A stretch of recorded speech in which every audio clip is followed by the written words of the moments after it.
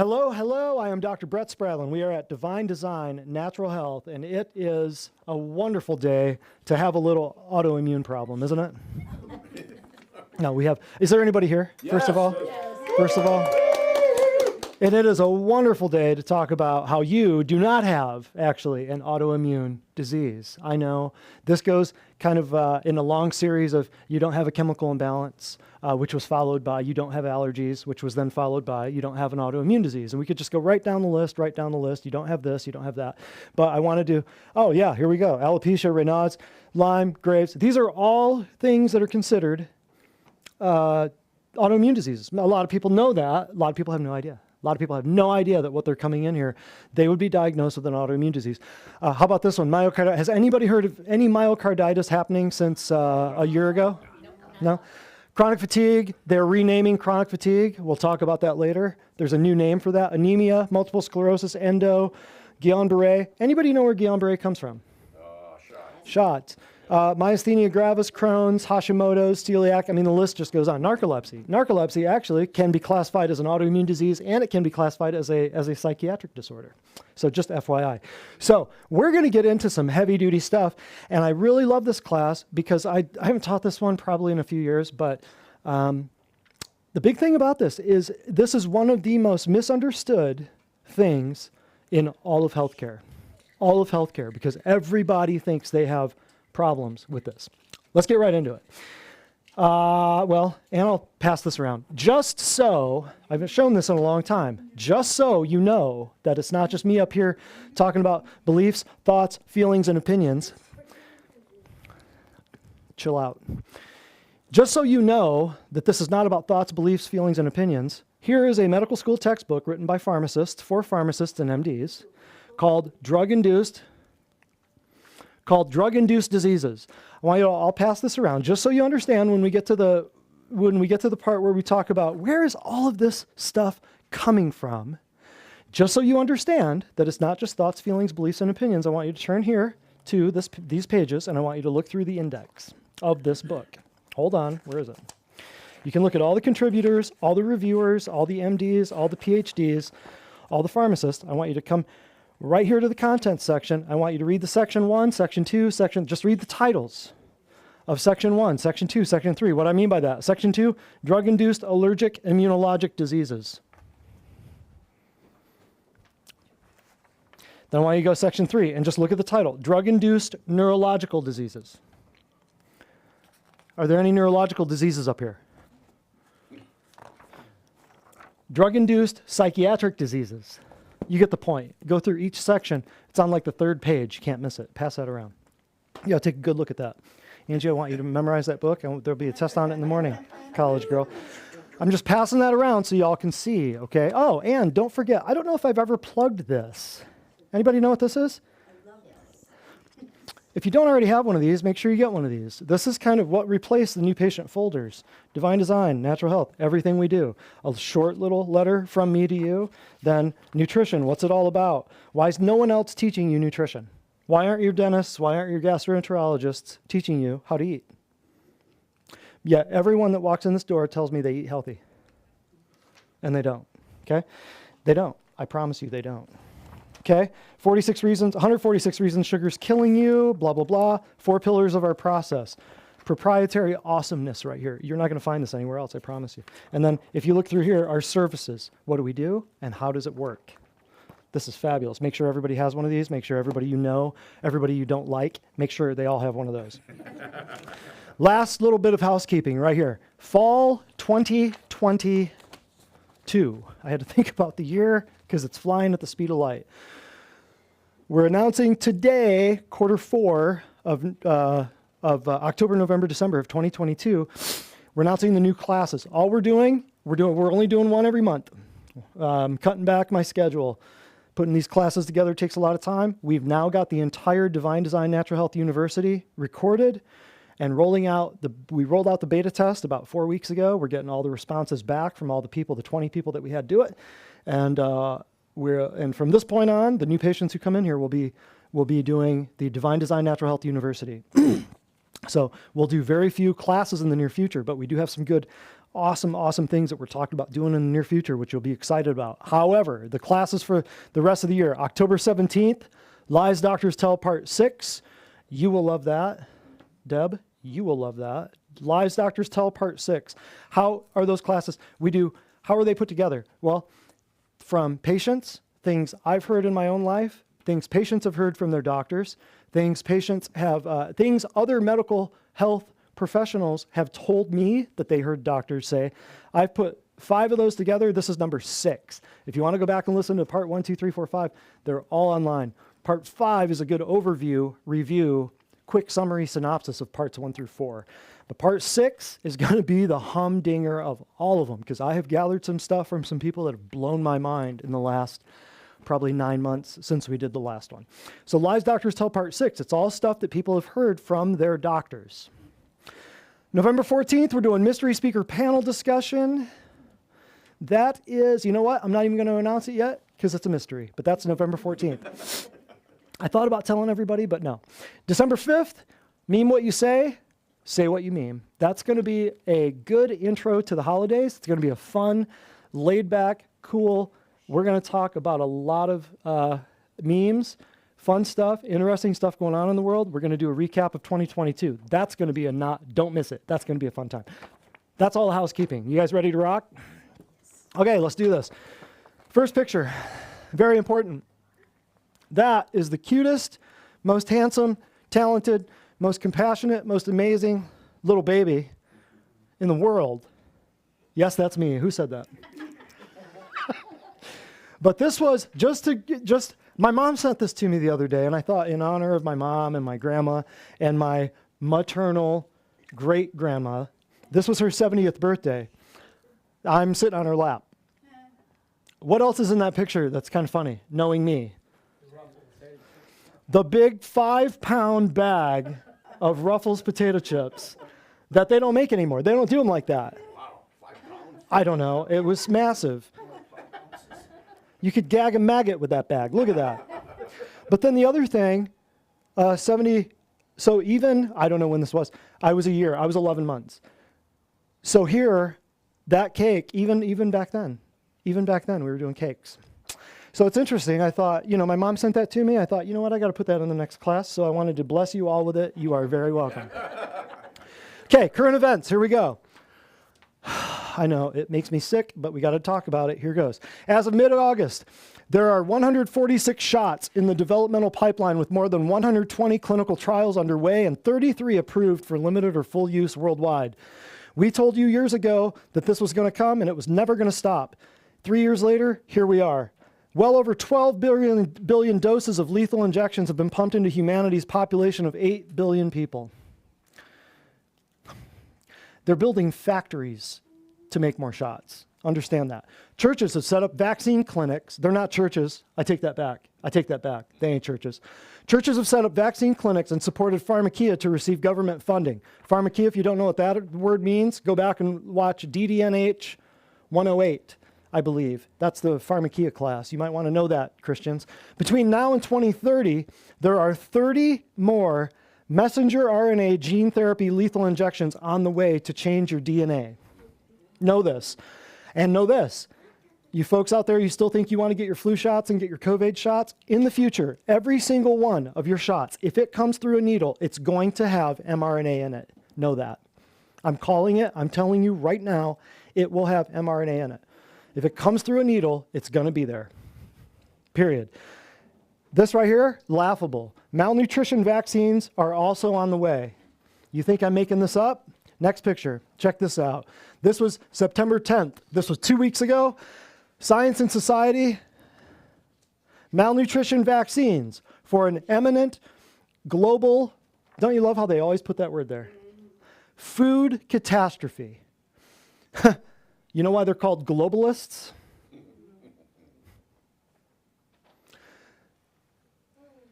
Together with climate change, both the geopolitical events in Ukraine and social disruptions in supply chains from the COVID scamdemic could produce global food shortages or even mass starvation events.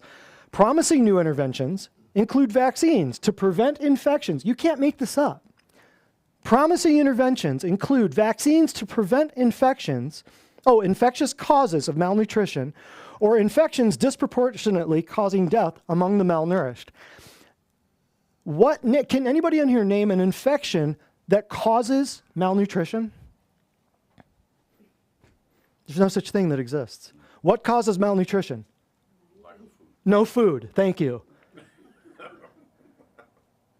Has anyone, I didn't see this one coming. I saw the cancer vaccines and the diabetes vaccines, but this right here, they think you're that stupid.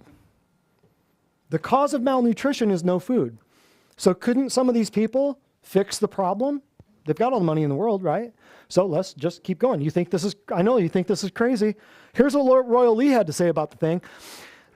What that previous slide was, that is one of the biggest mistakes that medical science has ever made, to provide drugs to people who are starving. A starving man doesn't need drugs. He needs what, Gordon? Food. He needs food. Real food. Real food. Real food. And if he gets food, he recovers. If he gets drugs, he doesn't. Amen or amen? Amen. Hello. When was the last time? Can anyone in here name a life-saving drug? You hear about them all the time. Name one. Anybody? 52 years of nursing. What is a life-saving drug? You ever heard of one? Huh? Penicillin was. That's a good guess. That is probably the number one answer that I would hear from people, penicillin. Not a bad idea. However, does penicillin save the life or does penicillin kill the bugs? Kills the bug. Kills the bugs, doesn't save your life.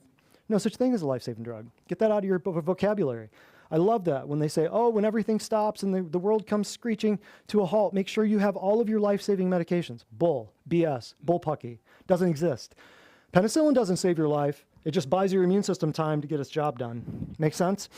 Royal Lee also said this. This is nuts. When malnutrition is at its peak, diseases come in like a prairie fire in dry weather. Are diseases at their peak right now? You tell me. You live in the most advanced society in recorded, known civilization. And the kids can't see straight. They don't even know where to piss. You follow me? So, like I said before, the richest people in the world could do all this stuff. They could provide fresh water wells and promote regenerative farming practices to harness the abundance of water and sunlight necessary for plant photosynthesis and lives of overwhelming productivity. But instead, the richest people in the world wish to provide billions of vaccines against invisible enemies while blocking out the sun and falsely promoting scarcity of every single asset already provided for free by the God they oppose, while simultaneously replacing natural foods with lab-grown meat products and insect protein, doing it all for your health. That's what's happening in the world right now. If you don't understand what that paragraph, that one long sentence there is, you might want to go back to the class from a couple weeks ago, eugenics agendas, and you'll understand fully. Here are a few things we need to discuss before we get into the meat and potatoes of everything, just so you understand some of the abbreviations. Autoimmune disease is going to be abbreviated A, small I, big D, autoimmune disease. Everybody get that? Autoimmune or autoimmunity is just going to be AI. It's not going to be artificial intelligence. That's going to be autoimmunity. There are currently, now this is an old number, it's probably over 200 now, but there are over 155 autoimmune conditions. Eventually they will discover an autoimmune disease for every single cell type in humans. It's already happening. I'll show you at the end. Stick around. I'm going to show you the American Academy of Autoimmune Conditions, and you're going to see. It's going to blow your face off. It's going to blow your mind. On average, 1 in 10 people have an autoimmune disease. It depends on how you look at the stats on that. Once you know what causes the autoimmune process, you can prevent it before it happens or reverse it once it's started. How do I know? Because we do it every day. Now, if you say that in the wrong company, you can get thrown under the bus because preventing and curing and treating and all this stuff are big no-no words. But you can teach people how to do this on their own, without drugs. The most common autoimmune disease is rheumatoid arthritis, but rheumatoid arthritis is actually and usually due to a chronic infection, which is an immune problem, not an autoimmune problem. Okay? There are two categories, systemic and local. Local just means one spot. Systemic means whole body. Okay? These are just some terminology, some housekeeping we ought to get out of the way. People with autoimmune problems are usually, with autoimmunity, are usually taking steroids and immune suppressants cortisone, instead of addressing the actual cause. So when people say, I had a rash, I went to the doctor, he gave me a steroid. Steroids, cortisone, which causes major problems later on they don't warn you about. 80% of our healthcare costs are for chronic disease. We've covered this in previous classes ad nauseum, but you'll see this here in a minute. And it's easier and cheaper to stay well than it is to get well, right? Would you rather, you have a car, would you rather do an oil change or a complete overhaul? Oil change, maintenance, easy, right? Do you want to run the tires off your car, or do you want to keep them pumped up and, maintained? It's cheaper, easier, more simple, less time involved to maintain things. Next, you have to get the gut right to get an autoimmune disease right. Why is it so hard for people to understand everything that goes into their body is going to influence their body?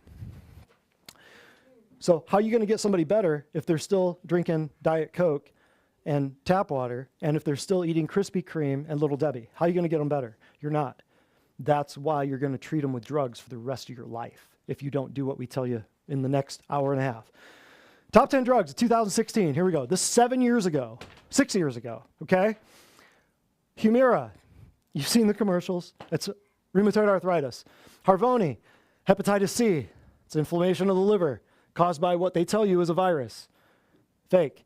Enbrel, rheumatoid arthritis. Remicade, Crohn's disease and rheumatoid arthritis. Oh, and keep in mind too, these names, they all have something in common, and I've always thought that sounds like an ancient Babylonian god is what that sounds like. Sounds like Dagon.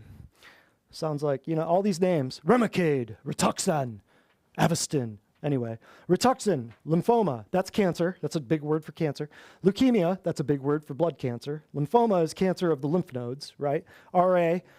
Avastin, what's that treat? Cancer. Lantus, diabetes. You've seen the commercials. Herceptin, cancer. Revlimid, multiple myeloma. Big word for cancer.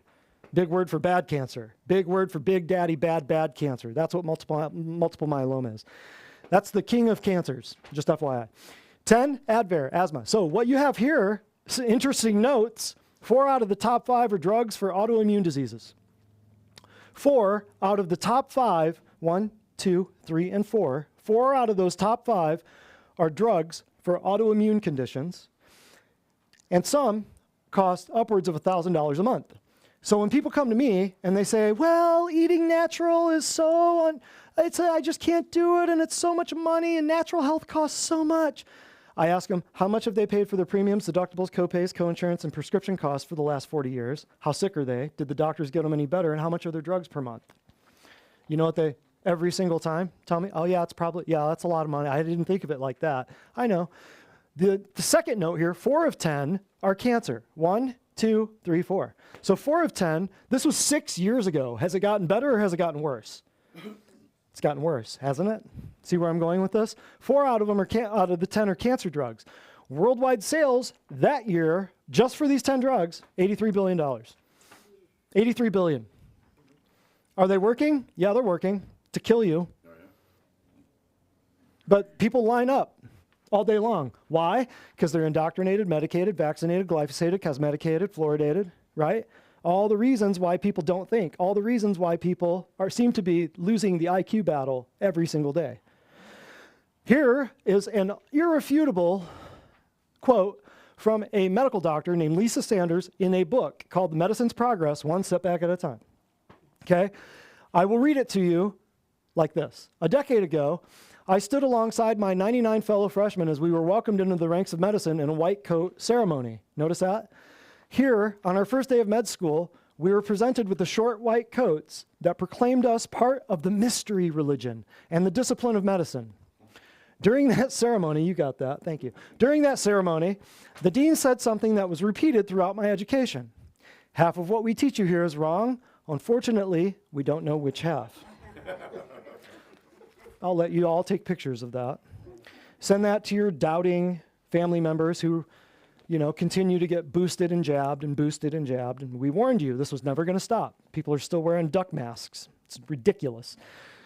So, knowing that this is an MD quoting on top of Robert Mendelsohn and on top of all these people for decades who've been vanishing and jumping off the burning ship of medicine, on top of people trying to knock down our doors to get in here out of medicine for the last 3 years while all of this nonsense has been happening. You've got MDs writing books like this. And on top of that, here, let's just look at the next thing. What do? Well, you don't change. You don't change something. You never change things by fighting the existing reality. We're not fighting the existing reality. You're never going to change it. It's like trying to change the government. You can go vote. You can even run for office. Guess what? The swamp is there. It ain't going anywhere. You never change things. You can't fight it. To change it, you got to build a new model that makes the existing model completely inactive and obsolete. I'm not competing with medical doctors. I've left them in the dust decades ago. Why? How do I know? Because they're still doing the same crap with different drugs. Look at this. Makes it obsolete. So no, go ahead. That's our Bucky Fuller.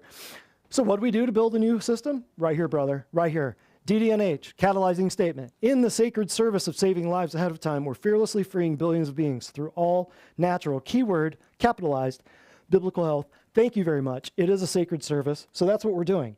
How do we do that? Right here. Simple. Well, with one of these, you ought to understand what we do, why we do it, and how we do it right there. But in a nutshell, chiropractic takes care of the nervous system. Nutrition takes care of the endocrine system. What do I mean by that? If you eat crappy food, the first thing that's going to happen is you're going to have a crappy endocrine system because all of your hormones are little tiny proteins. All of your hormones. You will never, ever fix blood sugar or hormone problems or can't get it up problems or anything like that until you fix somebody's diet. It just won't happen. You eat crappy food, you get poison in your body. The first thing that falls apart, first thing that unwinds, is those little tiny amino acids tied in a chain called proteins. And all of your hormones are proteins, FYI. So truth passes through 3 phases. This is Arthur Schopenhauer, 160 years ago. First, it's ridiculed. Second, it's fiercely and violently opposed. And third, it becomes, so everybody says, oh, we all knew that. After they get done trying to cut your head off for being a quack, they go, oh, you're a bunch of quacks? Oh, yeah, well, we can't deny that you've got a bunch of results. You got whole walls and thousands of testimonials. And then, oh, yeah, well, everybody, yeah, chiropractic is natural. Yeah, of course, everybody can do this. So all of this stuff here, if you want to know more about the chiropractic thing, check out this. Greatest healing profession the world has ever known. That is online. You can see that. That will tell you everything you ever need to know about chiropractic. It'll blow your mind. It's stuff you've never heard. Then the other thing, too, is what's in those supplements. What's in those supplements? If you want to understand nutrition, how we get the results we get, you need to know what's in those supplements. So that's why we did that. One of the first duties of the physician is to educate the masses not to take medicine. Who is this dude? Another doctor, another MD. Name's William Osler, described as the father of modern medicine. So what I'm doing is I'm building a case right here, showing you that it's not just a bunch of thoughts and feelings and opinions, and I'm using their own stuff to show you how crappy it is. What did everybody think about the drug-induced diseases textbook that I just sent around the room? Did anybody gather anything out of that? It's a textbook in medical school. Tell me something somebody learned. Well, they knew it all along. They knew it all along. It's in the research. It's in the periodicals. It's in the peer-reviewed studies, which you can no longer trust because of the last 4 or 5, 10 years. But you saw every bodily system in there. Drug-induced diseases for the musculoskeletal system, drug-induced diseases for the neurological system, drug-induced diseases for the digestive system. So, is there a safe drug out there? No. Absolutely not. Absolutely not. Textbooks, medical textbooks. You gonna fight with that? You can. You're gonna lose. And you ready for a commercial break? Everybody welcome Angie to the front. Commercial break. Alrighty, this patient said, I sliced my finger while chopping vegetables. It was pretty deep and I thought it would take quite a bit of time to heal. I used the laser for 8 minutes every day for 5 days, and by the 5th day, the wound was completely healed. I will definitely be using the laser more often. Yay. Laser, cold laser, how's it work? Stimulates your DNA. What's your DNA do? Builds proteins. For what? Cuts, to heal cuts. What's it also build? Hormones. Neurotransmitters. Everything in your body is protein and fat. So that's what a laser does. If you want to understand that more, you can read this right here. And there's some stuff online too. I don't know if you know about the 666 guys. at the World Economic Forum, who are the Nazi Mussolini people trying to take over the world. If you don't, you might want to go back and watch the eugenics agendas class we did 2 weeks ago. There's a whole slew of real evil people that want you to eat bugs, and they're these dudes. You didn't elect them. They're not elected officials. They're just in charge. How? Because they print money out of thin air, and they turn everybody on to their printing press, and then they get the governments to do lockdowns.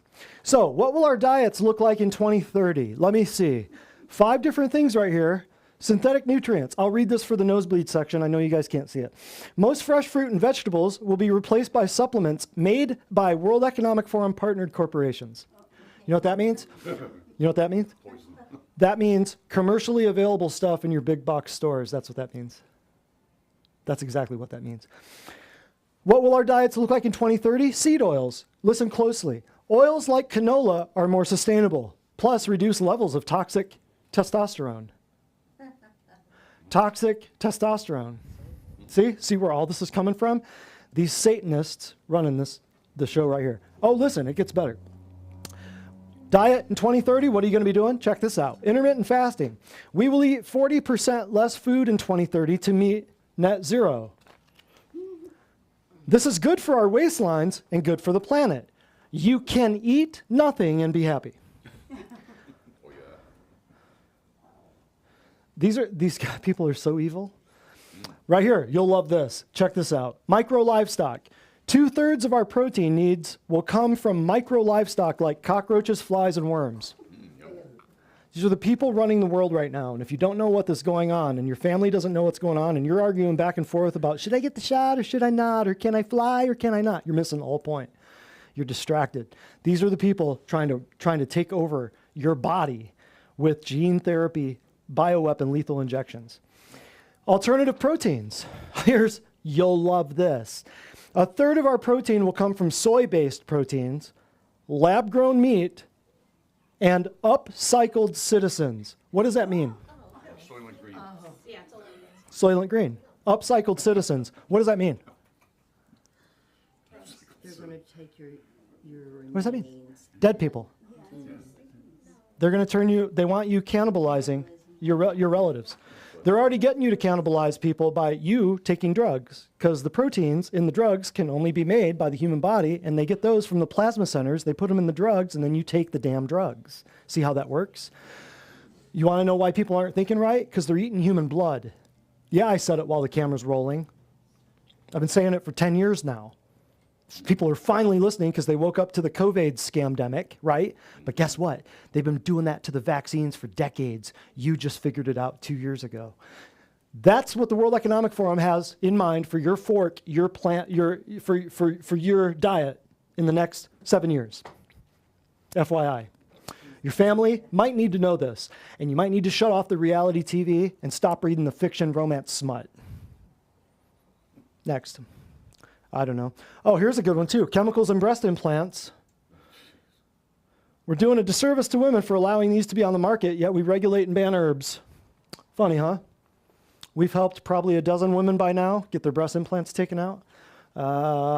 Walk them through it. It's not the first thing we mention at a visit. Oh yeah, those are going to have to come out. But eventually they figure it out. Next. But they told everybody for decades it was perfectly normal, perfectly natural. There was no way it could leak or cause any problems. And then these women just get tired and, they can't eat and can't sleep. And then they figure it out. COVID-19 was an inside jab. Next. Okay, so you had the Corona hoax, then you had the Ukraine hoax, money laundering thing. When they talk about foreign aid, it's another word for money laundering. Just like when they talk about sustainable development, it's another word for depopulation, just FYI. Then they had the monkeypox thing, didn't go too hot. People didn't buy it because they kind of were over it with this. Then they threw the global warming thing at you, which used to be called global warming, but now they call it climate change because people finally woke up to the idea that the world wasn't getting warmer, so they had to change it back after Al Gore put out the movie, right? Then this here, is that an Oreo or something? Did I miss Oreos? I don't know. But I was in Chattanooga the other day, and I found it interesting that there was a triathlon sponsored by Little Debbie. Anyway, that's what made me think, the Oreo made me think of it. And then the Queen thing. The Queen thing, yes. If they put it on TV, man, people will believe it. Next. Unbelievable. Now, died suddenly in 2020, Google results, 46.6 million. Died suddenly in 2021, 73.6 million, it doubled, right? And then died suddenly in 2022, 1.06 billion results of died suddenly in 2022. Coincidence? I think not. And here's the deal. Google, by this point, has been suppressing stuff for 2 years. So just FYI on that, because censorship is alive and well. You will not find the truth on a Google search engine much anymore if it has anything to do with health, truth, and bodily sovereignty. This is me looking at your adorable pregnancy photo shoot thinking, please don't vaccinate that baby. Okay, you guys didn't laugh as hard at that one as I did. Next. Wow, that was a dud. And then nice rattle. I have a rattle too, autism death. How did they figure out hypodermic needles? For those who saw my Shotpocalypse class, they took the idea of a hypodermic needle historically from snake fangs. FYI. Scientific method, money, vaccines, money, vaccines, money, vaccines, money, vaccines. I love they put a trademark symbol there. That's fabulous. Next. Oh, I'll read this for the nosebleed seats. Sir, do you have any idea how you got sick? I only got 23 vaccines. I'm not fully vaccinated.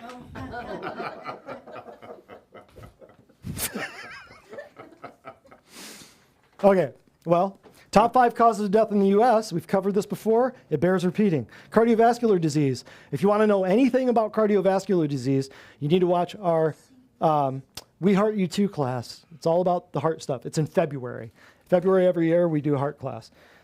That we blow away every cardiovascular disease in that class in about an hour and a half. Number 2 is cancer. If you want to know the cure for cancer, check out our class called The Cure for Cancer. And by Agenda 2030, I call it by Agenda 2030, how many people are they saying, if you've come to my classes before, how many people are they saying will have cancer by 2030, just in the United States? 1 in 2, 50%. Look to your left, look to your right. One of you, according to these evil people who are in charge, will die of cancer in the United States within the next 7 years. How do they know? Because it's planned. They know what causes the cancer. And it ain't genetic.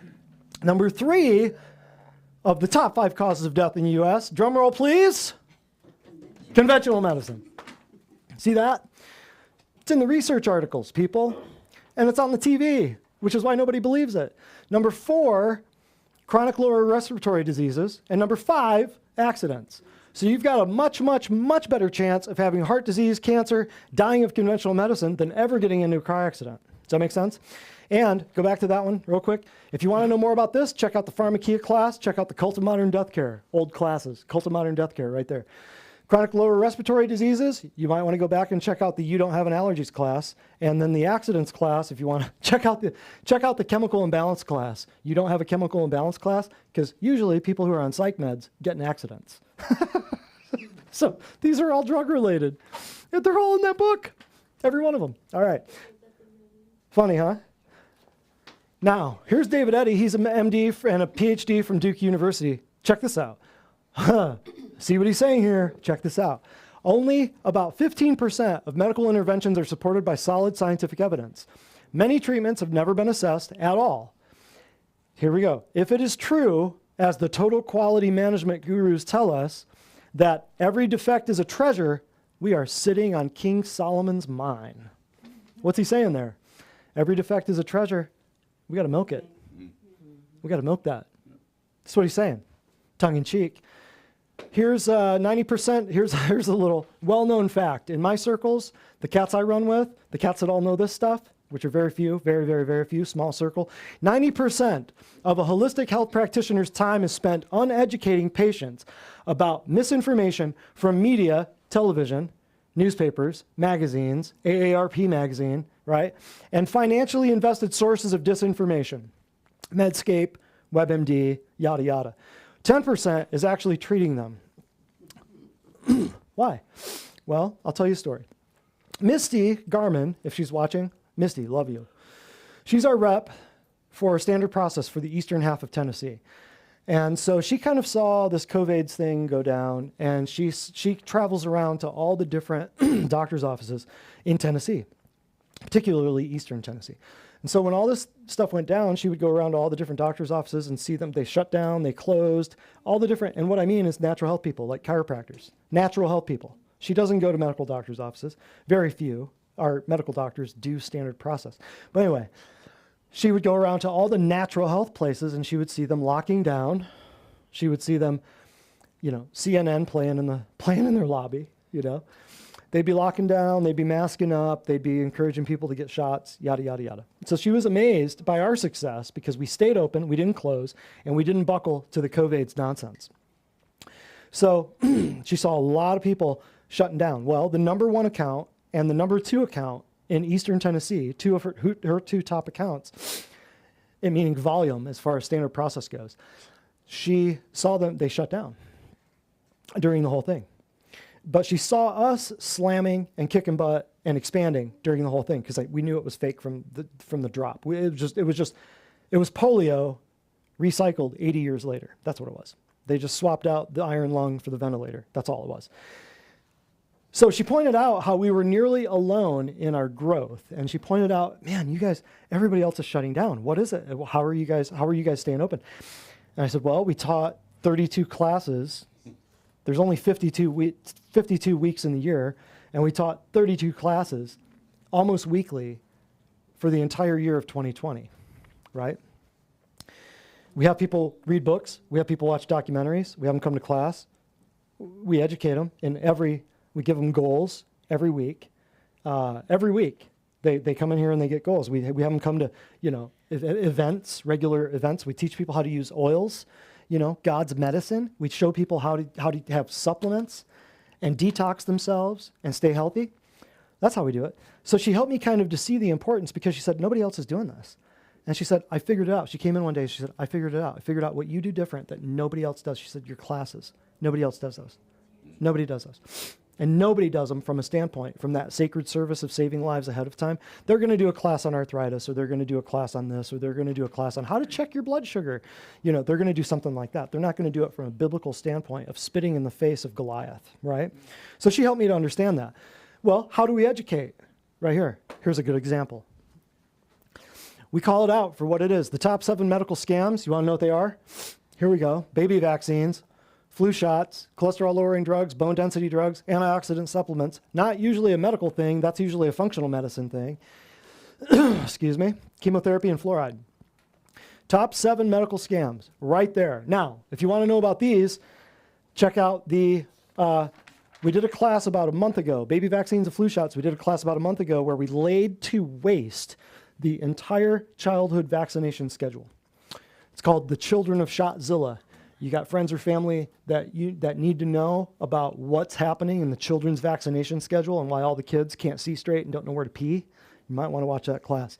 Cholesterol-lowering drugs, check out the We Heart You class. Bone density drugs, check out the Pharmakia class or the Cult of Modern Death Care class. Any of them, really. Antioxidant supplements, you might want to check out what's in those supplements so you understand what's an antioxidant. What are the antioxidant supplements? What are the functional medicine people doing to get everybody, instead of on real food supplements, what do they do to get them on pharmaceutically derived nutraceuticals? Nutraceutical, what's it mean? Nutritional pharmaceutical. It's still a petroleum-based product. It's just a safe drug. That's what a nutraceutical is. So antioxidant supplements in synthetic megadose nutraceuticals, not what you want. We'll explain why here in a minute. Chemotherapy drugs, let me think. So chemical therapy. So we know that there are 2 things that cause cancer right out of the gate, chemicals and radiation. So what are we going to do? How are we going to treat somebody with cancer? We're going to give them chemical therapy. That's what chemotherapy is.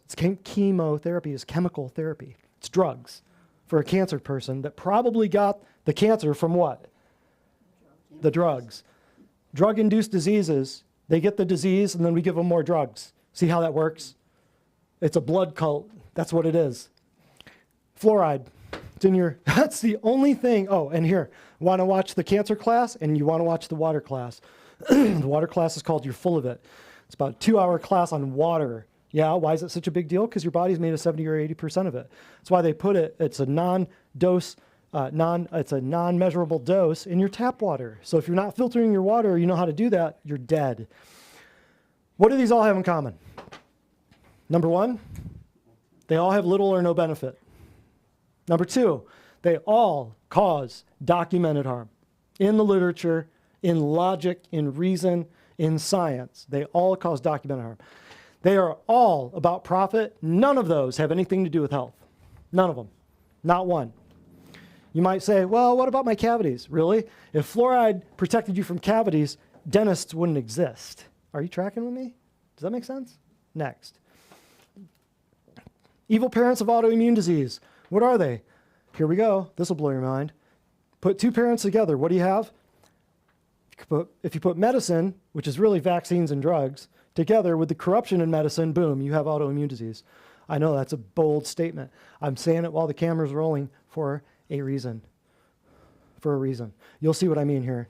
Just a minute. Their goal, though, right here, their stated goal is forced vaccination for the entire world. That is their stated goal in black and white, okay? And by who's they? Go back and watch the eugenics class. So if you don't believe me, look up how many of you in this class, raise your hands, not people who work here. Raise your hands if you've ever heard of the Cutter incident. The Cutter incident? Never? Never? I thought for sure. Okay, here's your homework. Go home. You can still find this online. Look up the Cutter incident and tell me why you've never heard about the worst medical disaster in history. Go home. Cutter, C-U-T-T-E-R. It's a pharmaceutical company. I think so. Cutter Labs. Cutter Labs. Cutter, I think it was East Coast somewhere. Cutter, just the Cutter incident. C-U-T-T-E-R. How do I mean corruption in medicine? The fact that you don't know it, and the fact that you don't know it. Who else is in here? Medical people. The fact that you guys don't know it blows my mind. I thought if anybody did, you guys would. No. Go home, look that up. Come back to me. Let me know what you learned. It'll blow your face off. It'll be great. But how can I say that there's corruption in medicine? Let's continue. How do vaccines and drugs cause autoimmune disease? 3 ways. There's a chronic immune stimulation via adjuvants. So what does that mean? You get a shot and it's designed, the chemicals in it, the things in it are designed to constantly stimulate your immune system. Okay? Constant, chronic immune stimulation. The fake shots that came out a while ago, yes, you remember the ones where they changed the definition of vaccine? How is that designed to stimulate your immune system? Spike proteins. You're going to become a spike protein factory, right? That's number 1. Number 2, how do vaccines and drugs cause autoimmune disease? Straight out of this book. Straight out of a medical textbook. You ain't arguing with me, MD. You ain't arguing with me. Molecular mimicry. What is that? That means your body's antibodies attack normal cell membranes that look like one of the pathogens you just got injected or that you just ate. Molecular mimicry. So just like the name says, one molecule mimics another molecule. They look kind of similar. So the drug or the autoimmune or the drug or the vaccine attacks your body's cells. Notice I said that makes your body's antibodies attack itself. Notice your body's not attacking itself. Notice what I said right there. Your body's attacking what? Something that's not itself. How did that not self get inside your body? You put it there. You put it there. You put it there. And then the other way that vaccines and drugs cause autoimmune disease, necrosis. So you take a chemical in your body, it causes your tissue to die, and those toxic ingredients destroy your healthy tissue. So when I say you don't have an autoimmune disease, your body is not attacking itself. Does everybody get what I'm saying? Your body's not attacking itself. It didn't just go through an electrical storm and get its wires crossed. Your body's doing exactly what it was designed to do. However, somebody, somehow, somewhere put something in there that it didn't belong. And now it's killing your organs, or it's molecular mimicry, or your immune system is just getting out of control based on the adjuvants and the chemicals, the cocktails that they put in these gene therapy devices called bioweapons, called now relabeled as vaccines. So anything that leads to sustained immune system stimulation is unhealthy. Agreed or agreed? Necrosis, another word for dying cells, release alarm signals that tell the body that something's wrong, right? You got dead tissue. Necrosis means it's dead tissue. That's different than apoptosis, where your cells are dying off and replacing themselves. Different. We'll talk about that in a minute. Necrosis happens because of cell injury and loss of cellular resilience. Why would someone have necrosis? Why would your thyroid be dying like all the doctors tell people? Well, I don't know. Maybe you put something in your body that's killing your thyroid. Right? You tracking with me? Next. Cells lose their resilience because of bad nutrition and poisoning. It's only two things. That's it. Too much bad stuff, not enough good stuff. Simple, right there. So, knowing that, you've got the vaccine lunacy going on. Roughly 1,400 microorganisms are pathogenic to humans. 1,400. That means that most of life is very benevolent, right? 70% of all your human body cells are bacteria by weight, right? And out of these 1,400 microorganisms, think about the stupidity of this. We vaccinate against 24 diseases. And I'll show you here in a minute. I'll show you those 24 diseases. But there are 1,400. So what does that tell you? How many more vaccines are in the pipeline? See where they're going with this? It never ends, people. If they get you hooked on an invisible thing that you can't even prove is there, like the COVIDs, which no lab in the world has ever isolated or purified, if they get you hooked on that disease, on that little idea, you'll fall for the rest of everything. Look at this. They'll never stop. Here's a good example. Let's check out my friend Doug Mills, San Diego, California. I'm about to show you this is a 6-year-old's physical assessment appointment for entry into, know this, it's a private Christian school in California, San Diego, California, okay? Some shots are combined on the same day. I'll show you. Some shots are 3 vaccines at once. I'll show you. Oh, God, how do we do this? How do people with a clear conscience do this? Shooting up kids. Next. 1/3 of the way to 18, I'm going to show you, this 6-year-old already has 22 shots. Don't forget to include the upcoming shots for flu and COVIDs. Let's check it out. Now, we can't blow this up, but here, I want you to see this. We can't blow this up because it's in PowerPoint. But we've got the DTaP shot, which is how many viruses, how many vaccines is that together in one shot?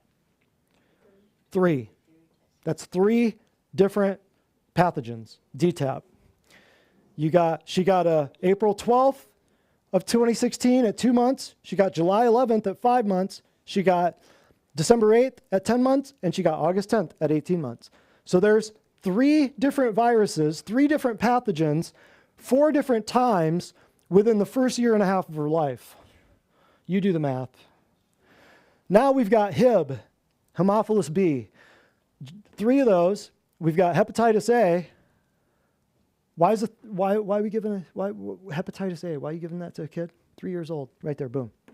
Hepatitis B. That's another one. Why are you giving that to a kid? 1, 2, 3 doses of hepatitis B. IPV, intravenous poliovirus. 1, 2, 3, 4, right? Now notice some of these, look at this. She got the DTaP. Well, here, hold on. We'll go through the whole list. MMR, 2 doses. Varicella, chickenpox, 2 doses. Pneumococcal conjugate vaccine, 13 valent. Sound like something you want to stick in your kid? 2 doses. Pneumococcal conjugate vaccine, 7 valent, 1 dose. So now here, if you just count the dosages of everything, there's 22 vaccines in this girl by the time she was 6. She's 6 years old, okay? She's not even close. Check this out. You know how I said some of them are on the same day? Watch this. She got her DTaP, she got her Hep B, she got her intravenous polio vaccine, and she got her pneumococcal vaccine on the same day when she was 2 months old. Check this out. Where is it? Then on July 11th, when she was 5 months old, she got her DTaP, she got her Hep B, she got her IPV, all on the same day.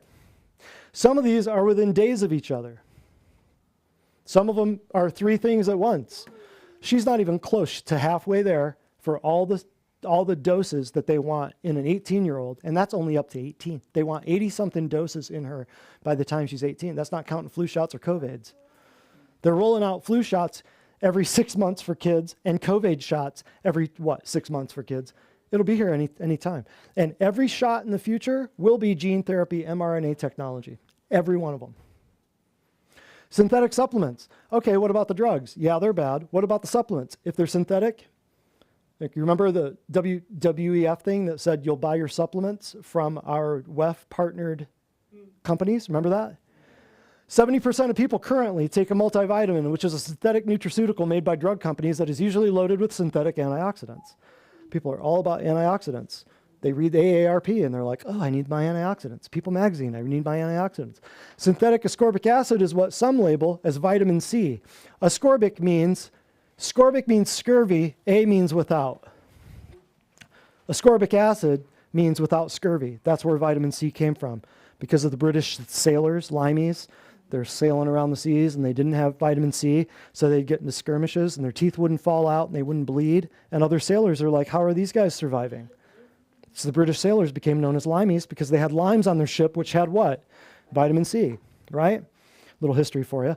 But ascorbic acid is just a portion of the vitamin C. If you want to know more about that, we talk about the scurvy thing. We talk about all the stuff right now that would be labeled as scurvy. You want to know? Here, I'll tell you. Hemorrhoids, scurvy. Bleeding gums, scurvy. Stuff that won't heal, scurvy. Easy bruising, scurvy. Your guts falling apart, scurvy. A in the chest, scurvy. Chapped lips, scurvy. Same disease, different location. Just like my stress class, Stress the Death Cascade. Watch that 10-minute clip in Stress the Death Cascade where we go through every disease and I show you it's the same process in different anatomical locations, and that's how you have so many diagnoses. That's it. Conflicts of interest and biases exist in virtually every field of medicine. Understand who this is. She's an MD. Before I even say what, just watch. Conflicts of interest and biases exist in virtually every field of medicine, particularly those that rely heavily on drugs or devices. Devices like what? Walkers, crutches. Shh. Chill out. Or pacemakers, whatever, a device. It's simply no longer possible to believe much of the clinical research that is published or to rely on the judgment of trusted physicians or authoritative medical guidelines. Did you catch that? I'll read it again. It is simply no longer possible to believe much of the clinical research that is published. Did you hear that? Yes. Or to rely on the judgment of trusted physicians or authoritative medical guidelines. Well, who is this? Why does she say this? Here goes. I take no pleasure in this conclusion, which I reached slowly and reluctantly over my 2 decades as an editor of the New England Journal of Medicine. Biggest medical journal in the United States. Biggest, most prestigious medical journal in the United States. Marcia Angel, MD, from The Truth About Drug Companies, How They Deceive Us and What to Do About It. Written by an MD. Written by an MD. Okay, check this out. 2 main divisions of the immune system. We've got innate immunity. This is so easy, and it's so misunderstood, and it's so complicated. Whether you go to undergrad or grad school, they make this so difficult for you to understand. But here it is, broken down very simply. There are 2 divisions. Innate, big word for you were born with it. Acquired, big word for you picked it up. This is also known, see, they give everything different names for a reason, to keep you stupid. This is also known as cellular immunity, and this is also known as adaptive. So if you acquire something, you've adapted, right?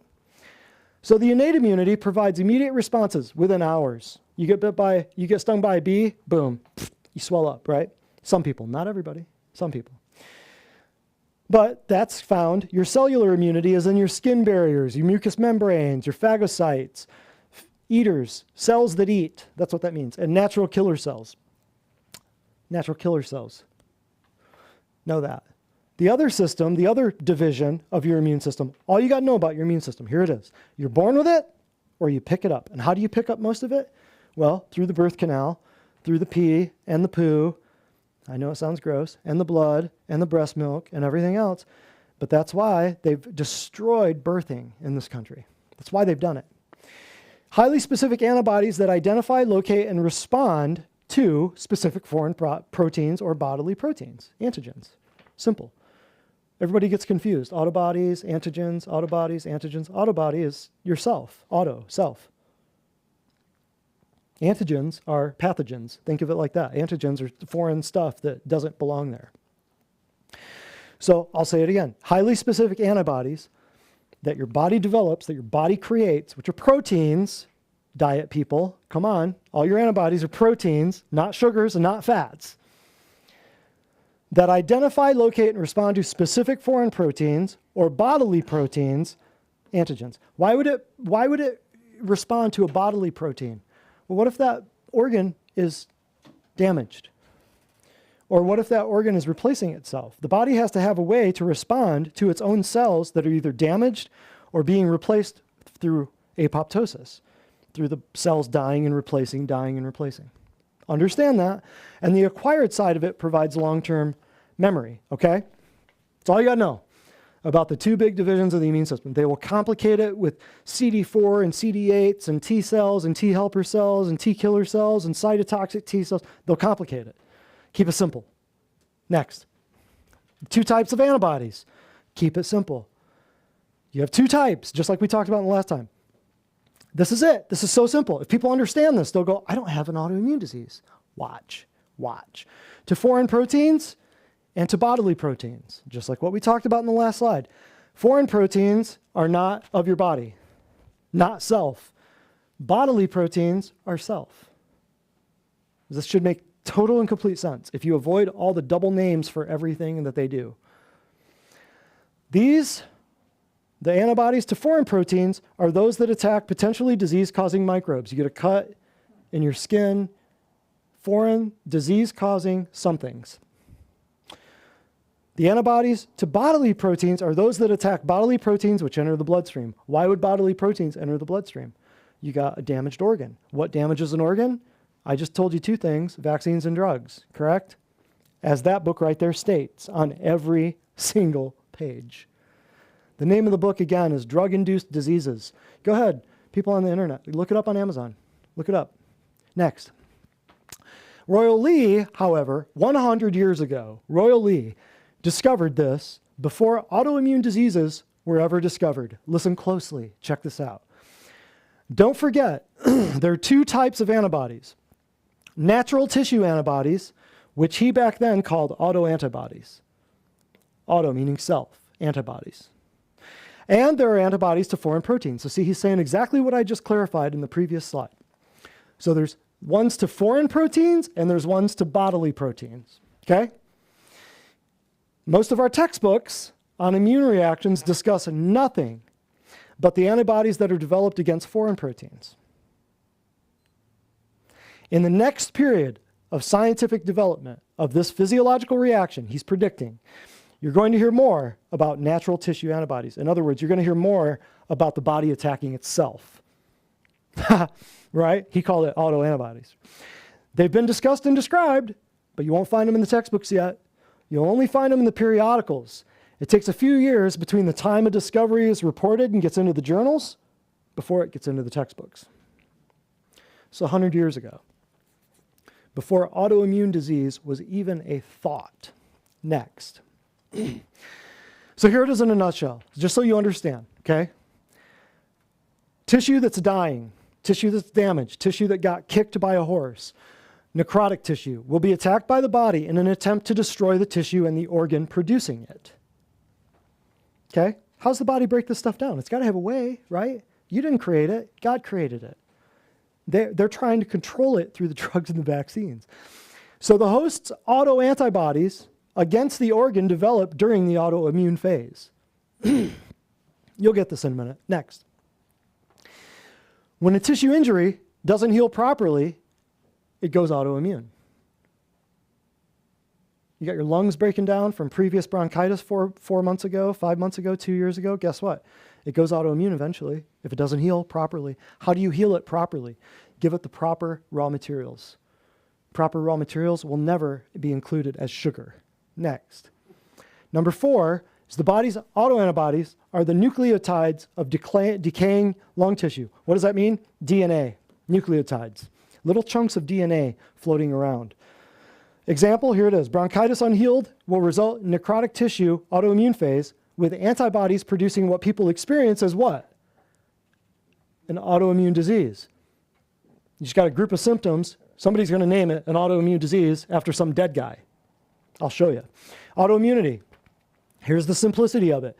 It's an end phase in the destiny of all disease if you don't correct it. Just know that. You tell your cells, here's another little synopsis so that you can see how this works. You can tell cells by their DNA. Liver DNA says it's a liver cell. Eater cells, macrophages, destroy the dead cell's identity. You would have to have a way to break this down, the recycling of your body. You'd have to have a way to do it. So the macrophages come along and destroy the dead cell's identity. They destroy the DNA to a point that you cannot tell where it came from. One of the most toxic things to your body would be foreign DNA. I'll come back to that. The body is trying to protect the trade secrets of one organ from other organs. It is brilliantly designed. Here's an analogy. Think about it this way. Blueprints blown apart by the wind. You have a tornado that hits Cleveland. What happens? All the stuff gets scattered to the four winds, right? Blueprints blown apart by the wind would result in hotels having vaults and banks having bedrooms. But this is how your body fixes it. It's brilliant. Mixed up DNA blueprints would make the city and its buildings almost unrecognizable. Capillaries in your blood vessels clamp down and don't allow liver DNA into the blood. You'd have liver cells growing in your brain and you'd have eyeballs growing out of your ass if this didn't occur. So autoimmune stuff, it's your body fixing damaged tissue. So the question to ask is not, why do I have this autoimmune disease and how do I fix it? The question to ask is what? What damaged your tissue in the first place? See, this is the most misunderstood, besides vaccines, this is the most misunderstood aspect of all of your healthcare. Autoantibodies come from an injured organ. The organ is dying so fast that the lymphatic system can't carry it away. The necrotic tissue is ending up in the bloodstream. It's detectable long before medicine can detect a tumor on a CAT scan. Long before. Next. And hold on before we go on. I want to ask a question here. If you know this, one of the most toxic things in your body would be foreign DNA. So how would foreign DNA get in a human body? A shot. But what DNA? Take your pick. Pig DNA, chicken DNA, bovine cow DNA, dead baby DNA. I mean, everything but stinking dinosaur DNA would be in the vaccine. Well, that's probably in there too. Lizard DNA. How does foreign DNA get in the human body? By consent. You rolled up your sleeve because of fear. Not probably anybody in this room, if you've been coming to these classes. One of the most toxic things to your body would be foreign DNA. And that's why your body goes through all of this right here to make sure that those blueprints blown around don't end up, that you don't have a vault in a hotel and a bedroom in a bank. You know how out of place that would be? Do you know, if this process wasn't in place, do you know how many other diseases you would have? You would have crazy stuff happening right here. Can you imagine? So this process has to exist. It's the hand of the Creator. And what are people doing? We're labeling it a disease. You see the sickness of this? Oh, it's so twisted. Next. Here's another analogy, just so you can get it. Different people have different ways of getting it.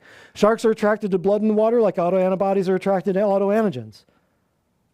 Blood in the water comes from an injured animal. Autoantigens in the blood come from an injured organ.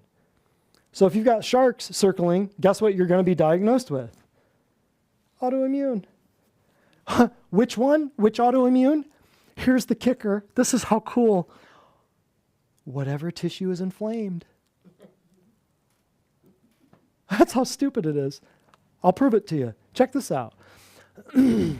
Autoimmune response is necessary to survival, preventing new cells from forming outside the organ membrane. Next. Autoimmune disease occurs when the diaphragm exceeds the capacity of the immune system.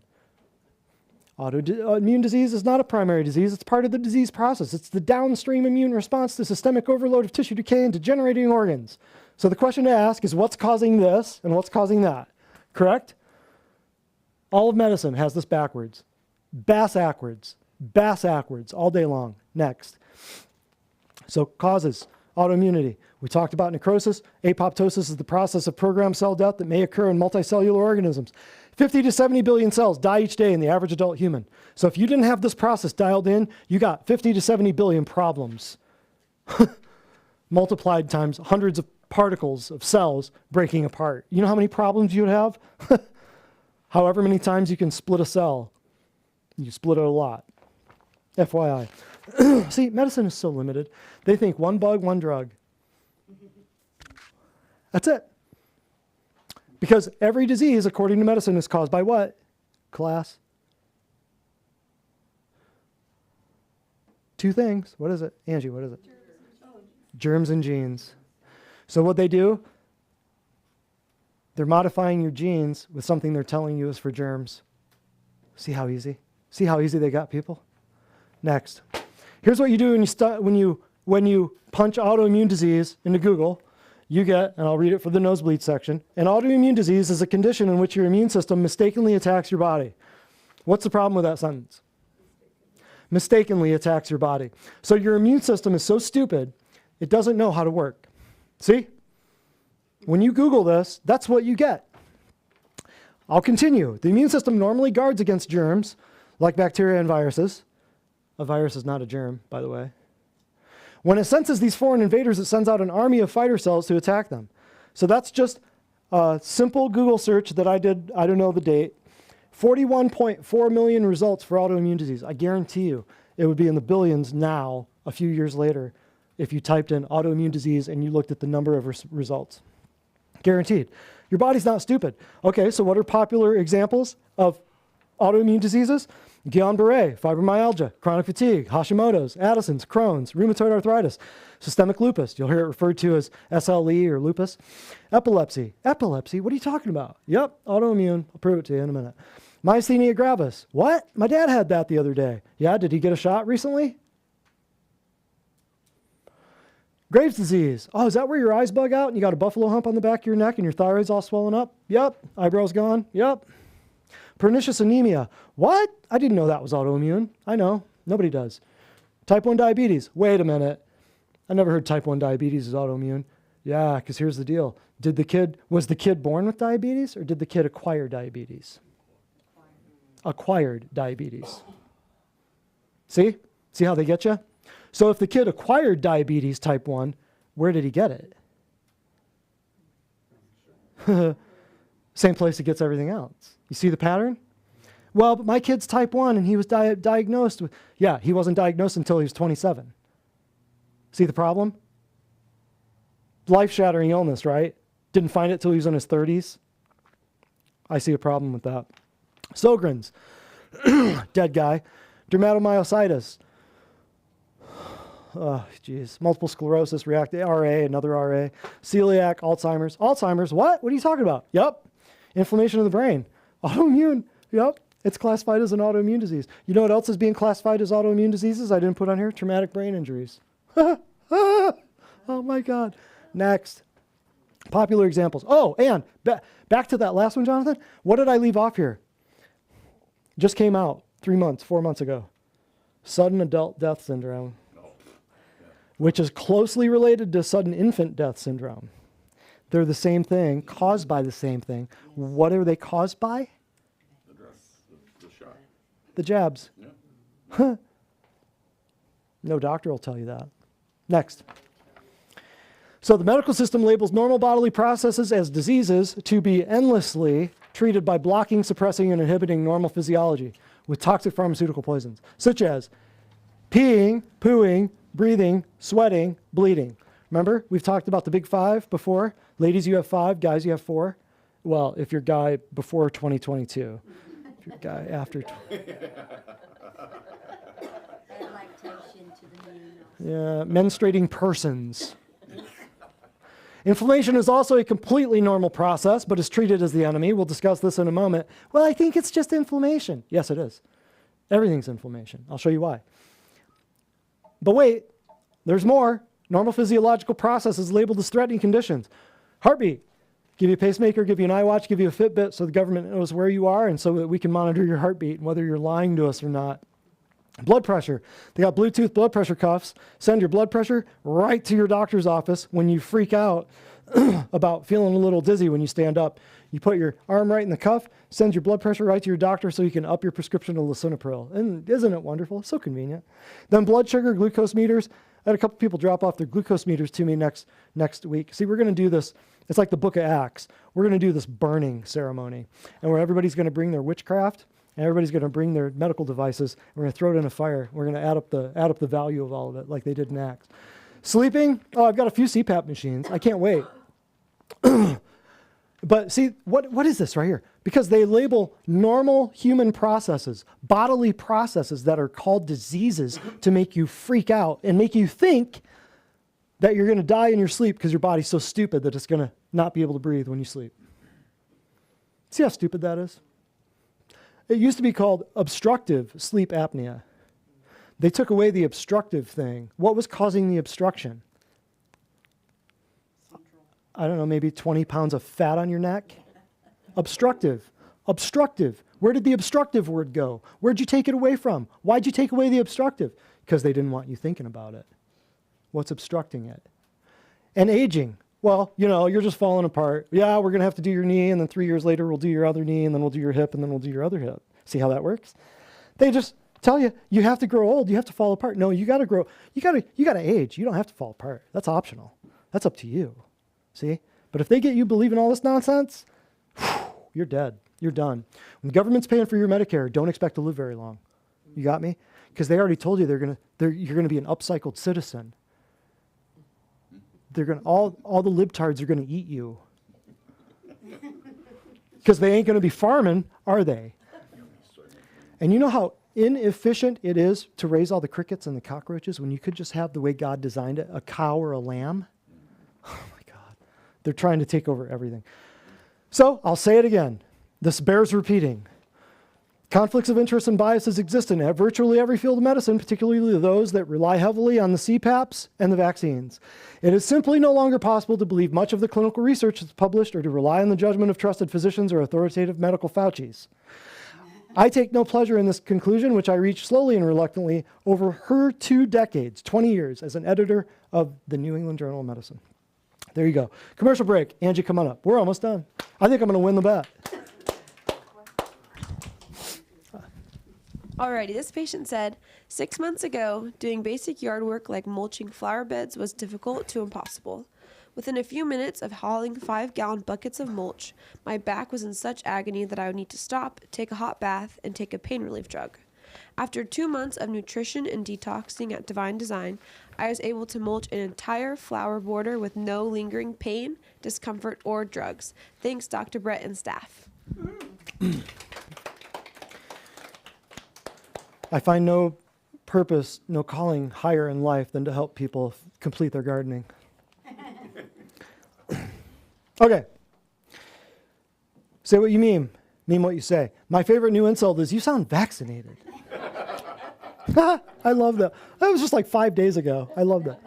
I'm not on Twitter, by the way. I've never been on Twitter. I just pull these. They're just great. Meet Dr. Baffled.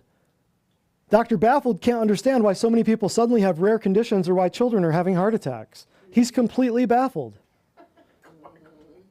Completely baffled. You know what baffled, one meaning of the word baffled is? To be silenced. To be silenced. Not to be silent, but to be silenced. Let that sink in. We've had a flu vaccine for 78 years. We still have the flu. You awake yet? But we pushed through in a year a gene therapy DNA modification device, and everybody, 2/3 of the world's population, stood in line and rolled up their sleeve in a parking lot with your window rolled down. Next. COVID actually did something good for me. COVIDs actually did something good for me. I hate to say that name. It made me realize what an evil world we live in. The level of government corruption, the climate scam, the World Economic Forum, devil worshippers, the lying mainstream media news, the evil socialism. So thanks for that. That's a medical doctor. Yep. The TV told me that if I eat bugs and enslave myself on behalf of the ruling 1%, that the weather will get gooder. God. That's true. That's what people, yeah, absolutely. Next. Although I was born visible, I now identify as invisible. I am transparent. My pronouns are who, where. He just, he evaporates. I don't always ignore government health advice, but when I do, man, I end up healthier. Next. None of us have regretted not taking it. Not a one. Not a one. Amen. Over 100 new autoimmune diseases since 1974. And vaccines, look around, vaccines, look around. Wow, nobody laughed at that one. I thought that was, given the theme of the evening, I thought we would elicit more jocularity out of that one. All right. From Johns Hopkins Medical Institution's website, we're just going to go through a couple of the questions that you find on, see, I looked for this website years ago. I taught this. I went back to look at the Johns Hopkins thing. Couldn't find it. Couldn't find it. You know what's going to happen a lot more in the near future? Stuff like this. But I still had the text, so here it is. Here's a question from the Johns Hopkins Medical Institution's website, all about autoimmune stuff. Why are autoimmune diseases so different? And I quote right here. Well, they depend upon the location of the autoimmune attack on the body.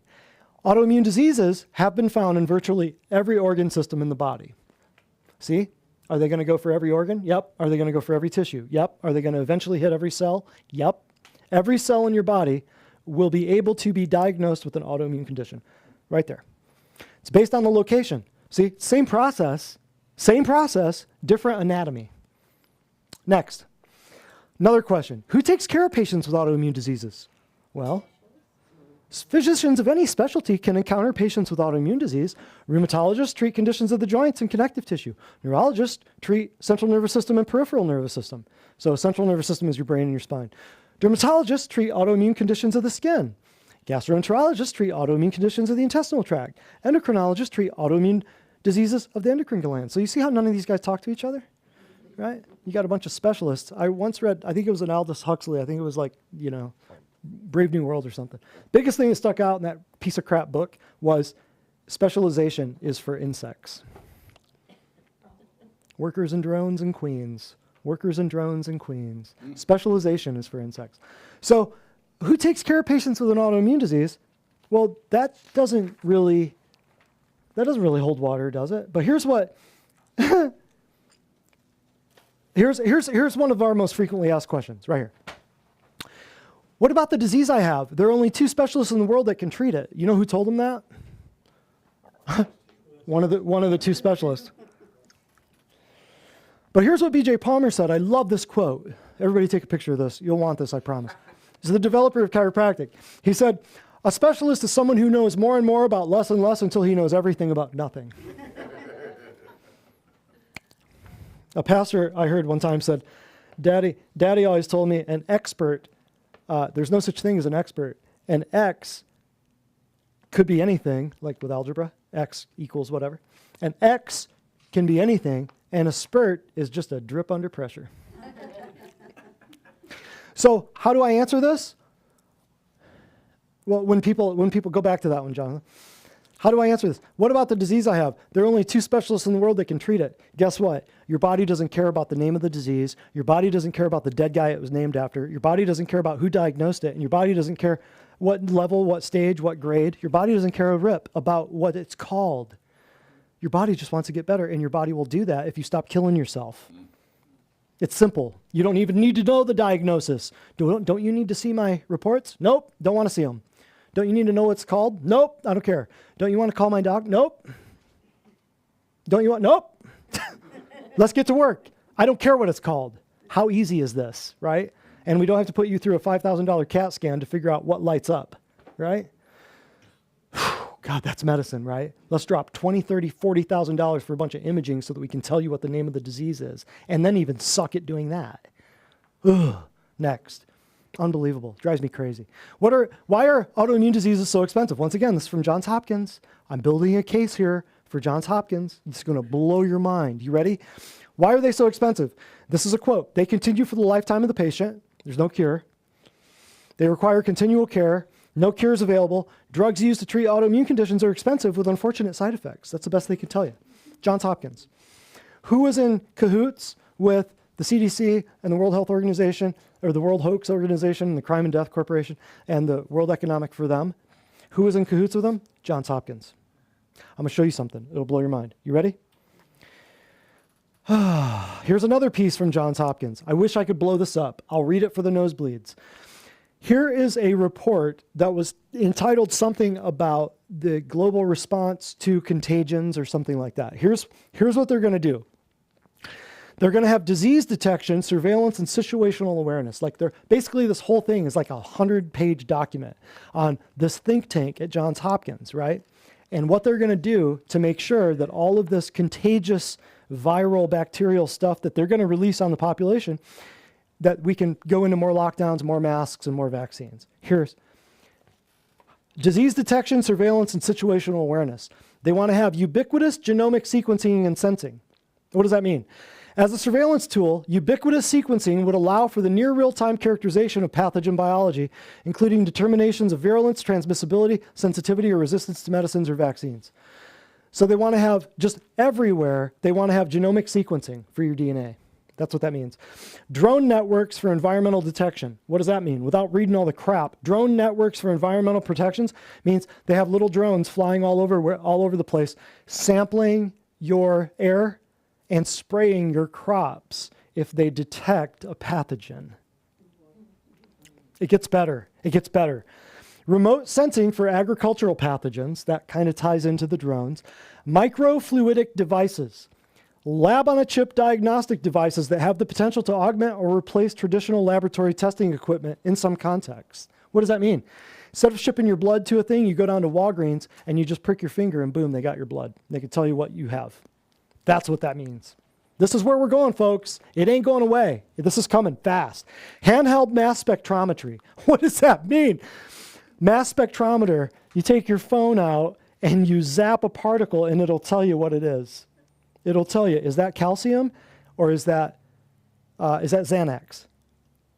They want to have all this stuff so it's just immediately mass spectrometrized. It's crazy. Cell-free diagnostics. Do away with the cell membrane to use the machinery within bacterial cells in combination with engineered genetic circuits to make proteins for diagnostic purposes. What does that mean? It's in the next one. Ties in with this one. Watch. 3D distributed medical countermeasure manufacturing, CMCs, or MCMs. 3D printing of chemicals and biologics. I'm not making this up. 3D printing. What is biologics? What's another name for biologics? Vaccines. Vaccines. Watch. 3D printing of chemicals and biologics. 3D pharmaceutical printing could be used for distributing manufacturing of medical countermeasure manufacturing, as well as personalized drug dosing and formulations. You can't make this up. 3D printers now have the capacity to synthesize key chemicals and pharmaceuticals almost anywhere a printer can go. Work is also underway to explore use of this technology to print vaccines. How? You take petroleum and you stick it in the printer, and it spits out your drugs, and it spits out your vaccines. They print it on a molecular level. How? Out of oil, just like all the other drugs. This is what they want for you. You know what this does to doctors, too? Gets rid of all of them. Not us. Gets rid of all of the chemical drug pushers. Yeah, and AI will be printing your stuff. Yeah. Synthetic biology for that, next. We won't even read, I won't even waste time. I want to win this bet. Next. Microarray patches for, this is a good one. Microarray patches. This ties in. What does this have to do with autoimmune diseases? Because they ain't going away. They're coming hard.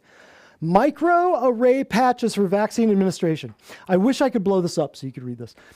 The microarray patch, MAP, is an emerging vaccine administration technology that has the potential to modernize the conduct of mass vaccination campaigns.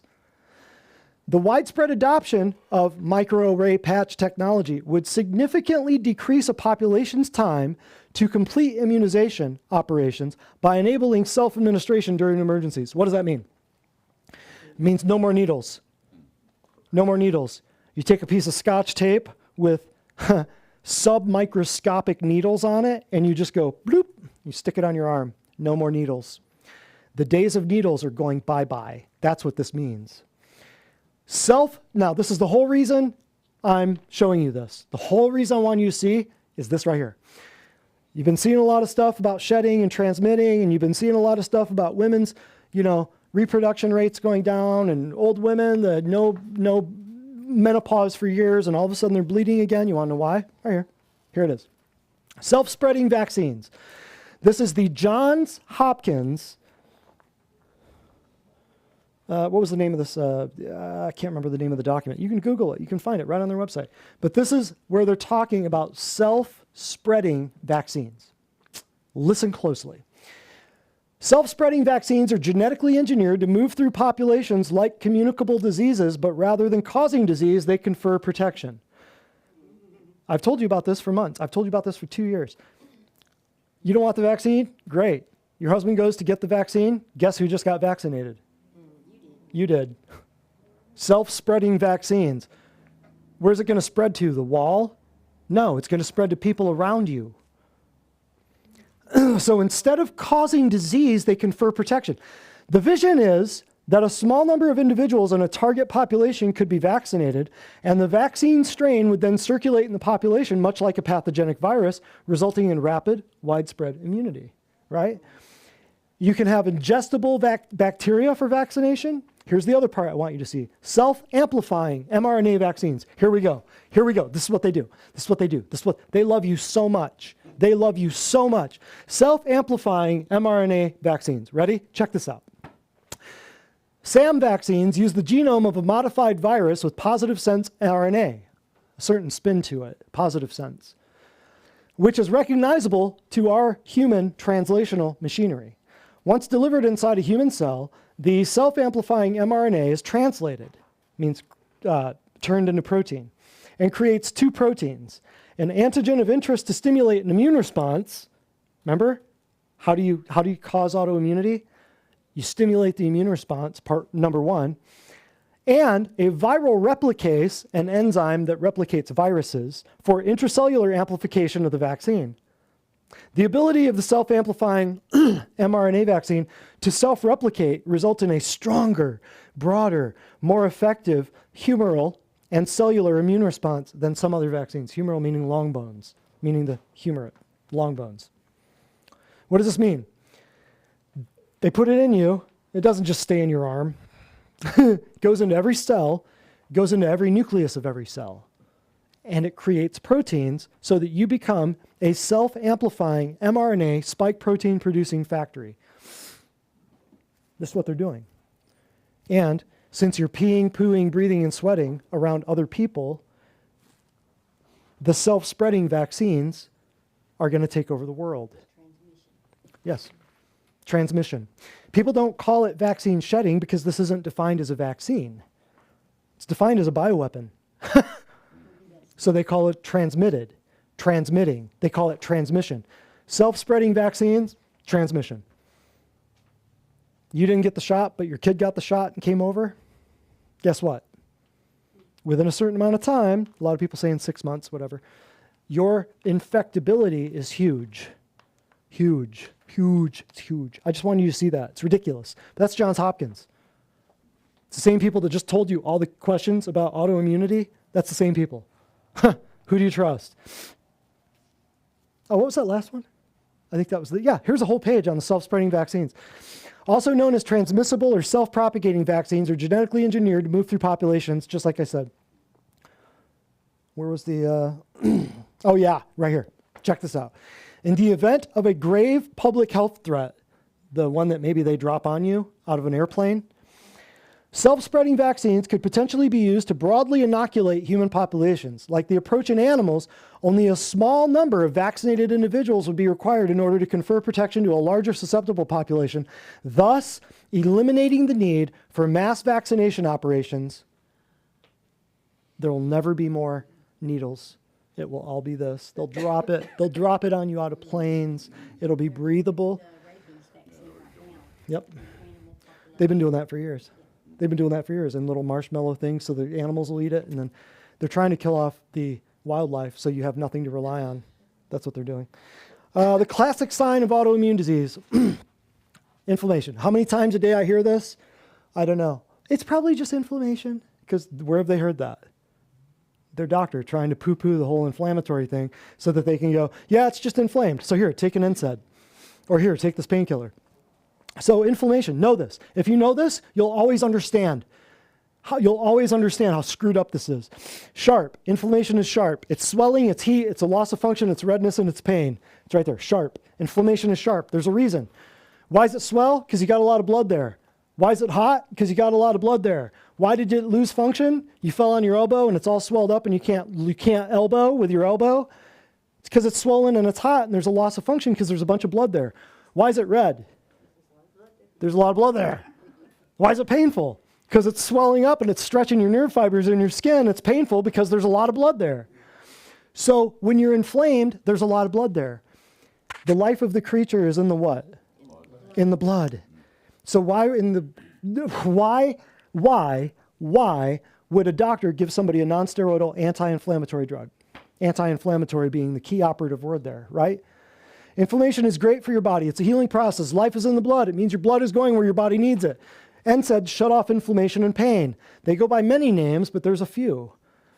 So when you say, well, it's probably just inflammation, go, well, hallelujah, it's inflammation. Yeah, but we got to figure out why is the inflammation there. Inflammation isn't the disease. Inflammation is the cure. Hard to teach people that when they've been indoctrinated, vaccinated, glyphosated, cosmeticated, irradiated, all that. What do people do when they fall down and sprain an ankle? What are they trained to do? They're trained to ice it and elevate it. Rest, ice, compress, and elevate. How many of those make sense if you want blood flow in the area? 0 of them. 0 of them. Unless you have a traumatic injury, do not ever, ever, ever ice something. Unless you are in an emergency. I was on National Ski Patrol for years. Somebody falls down, their leg's pointing the wrong direction. You pack ice in a Ziploc bag that you pull out of your vest and you pack it around their foot. So when you get them down the hill, you can get that boot off and not have to saw it off, right? That's the only time you want to use ice. So why would we rice people? Rest, ice, compress, elevate. Why would we do that? When we want this. See how backwards? Even first aid, even the first aid I was taught, it's backwards. Backwards. 1,000% backwards. Right? That's how stupid this is. Next. The ending itis on a body part. Sounds scary. Simply means inflammation is seen below from head to toe. Encephalitis, brain inflamed. Meningitis, this is from the top to the bottom. Ready? Meninges inflamed. Conjunctivitis, your eyes are inflamed. Sinusitis, the sinuses are inflamed. Rhinitis, that's a cold, by the way. Cold. Viral rhinitis, they'll call it, or bacterial rhinitis. That's a cold. That's your runny nose. Parotitis, parotid gland. When you have mumps, which is not a deadly disease, it's actually you need it. That's when your parotid gland flares up. This is probably the number one gland in the body that we rebuild over time with people because that's what has to tag all the stuff you eat, drink, and breathe. Nobody pays attention to it. Gingivitis, that's your gums. Stomatitis, that's your mouth. Chapped lips, stomatitis. That's the medical term for chapped lips, right? Pharyngitis, that's your throat. Tonsillitis, thyroiditis, esophagitis, pericarditis, that's the membrane around your heart. Myocarditis, muscle of the heart, right? Bronchitis, pneumonitis, gastritis, enteritis, or if you get really fancy and you got inflammation in the stomach and the intestines, it's called gastroenteritis. And people come in who have no medical terminology training, but they know how to perfectly pronounce these words because they've researched it. Right? Right? I've heard it, yeah. And when you've been diagnosed with a demonic curse over your life and you've repeated it long enough, you know perfectly how to pronounce that word you never learned, right? Then you've got gastroenteritis, you got hepatitis. Hepatitis A, B, C, D. What's the A, B, C, D, E, all 5 of them. What is the problem with hepatitis? Your liver's inflamed. Right? Why is the liver inflamed? That's the answer to the question that you're asking. See? But they tell you hepatitis is the answer.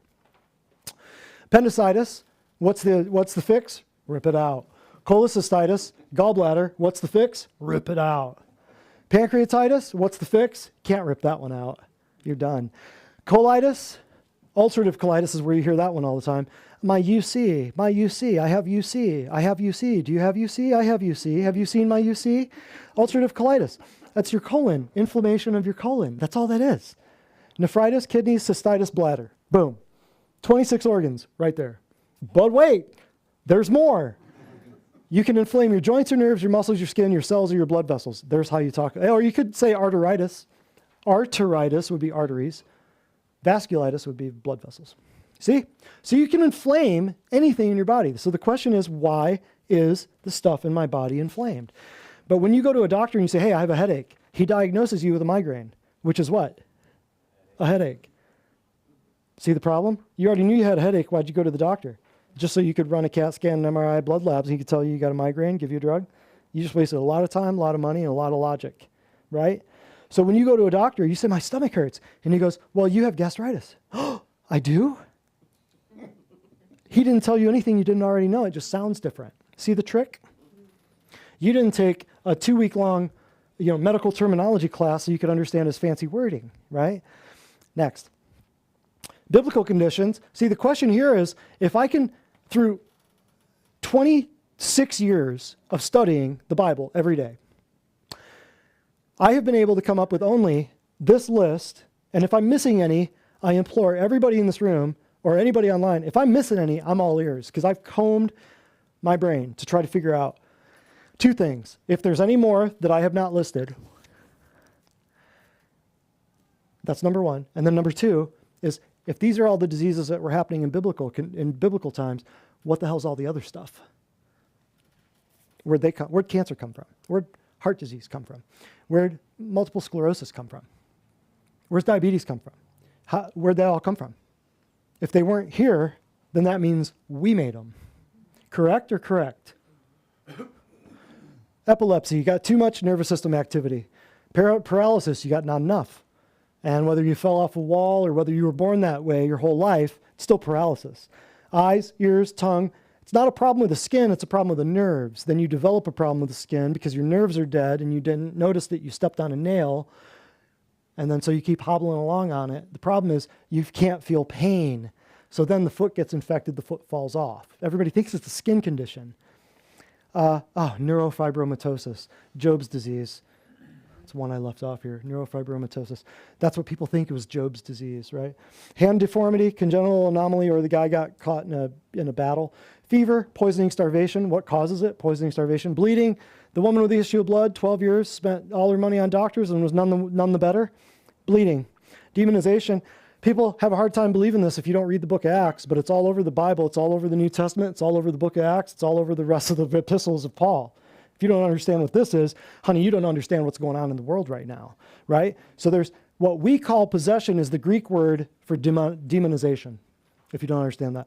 And what psychiatrists and psychologists and counselors would say is, well, you've got a mental disorder, it's a chemical imbalance.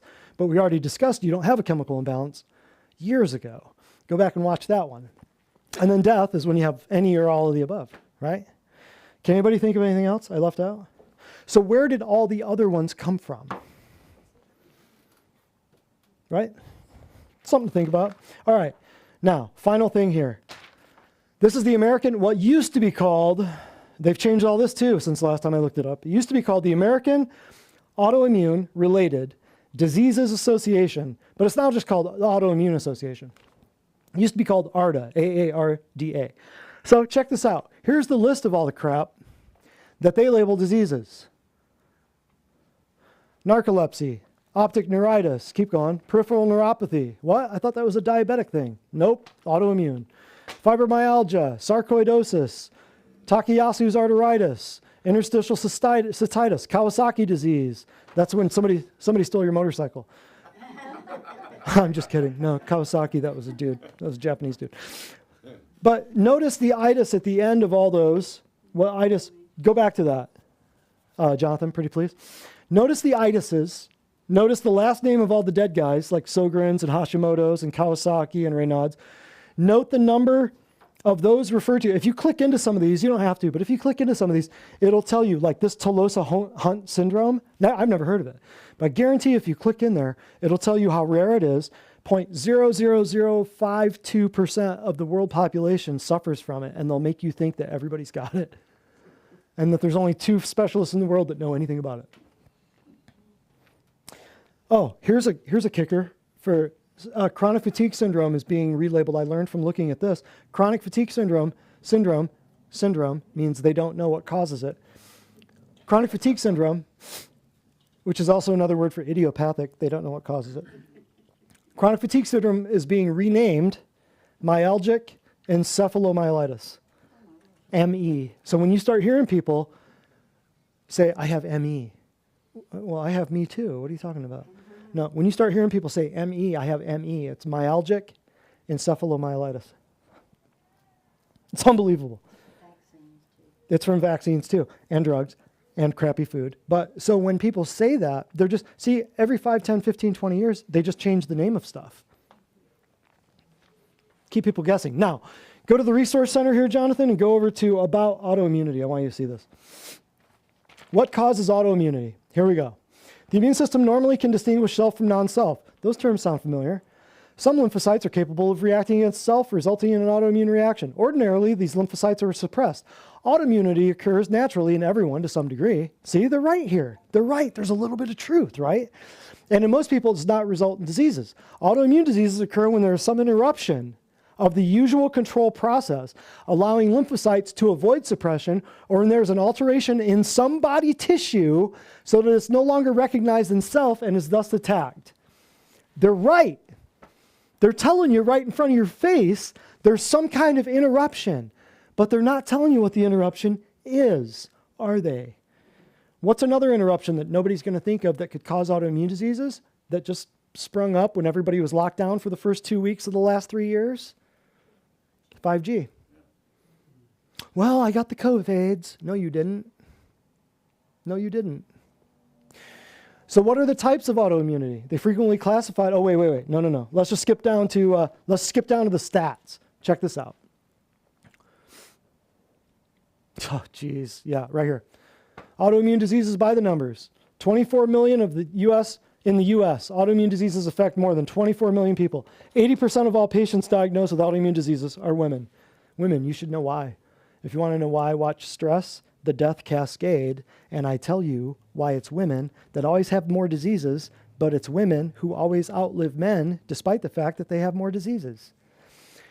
Go back to the list of, all those lists, myasthenia gravis, rheumatoid arthritis, diabetes, all the diseases that we listed throughout the entire course of this class are all predominantly and prevalently held by women. Yeah, who lives longer? Women. That doesn't make sense, does it? It does if you understand neurology, huh? Make more money off of them. Yeah. It does if you understand neurology and how women and men are different. Then you can explain why women have all the diseases but outlive the men, right? Go up to the, check out the diagnosis tips. This will blow your mind. So here's what they tell you about when you go to the resource center and you go to diagnosis tips. This is how they tell you. This is the hope they give you. You ready? Check this out. Autoimmune disease.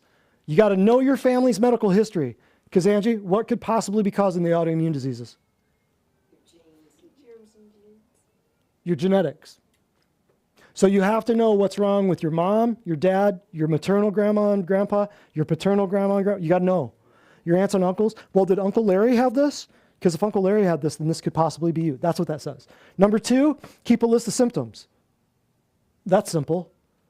You ever seen fibromyalgia? What people list for all their symptoms for fibromyalgia? Chronic fatigue. They've got irritable bowel. They've got chronic fatigue. They've got ulcerative colitis. They've got headaches, depression, anxiety. And they can't sleep, and the list goes on. I'm just getting started. See? So that's easy. See the hope that they're giving you? Number 3 says, seek referrals. Talk to your family and friends and see what drug-pushing pharmaceutical whore they went to. Number 4, obtain a thorough clinical examination, because doctors are masters at properly examining a patient these days. You see how this goes? Number 5, seek multiple opinions. So once you've gone through all that with one drug-pushing pharmaceutical whore, go to another drug-pushing pharmaceutical whore who's lying to you for money. That's what that's telling you. Go to number 7. Develop a plan. Oh, no. 6 is partner with your physician. Partner with your physician. Okay, so the dude that got you into this mess by shooting you up and giving you drugs is now going to shoot you up and give you drugs, and you're going to partner with him? Are you daft? Number 7, develop a plan to manage long-term effects. Well, wait a minute. Why did I just go through steps 1 through 6 if I'm going to have it long-term? What? Number 8, recognize getting a diagnosis may be a challenging journey.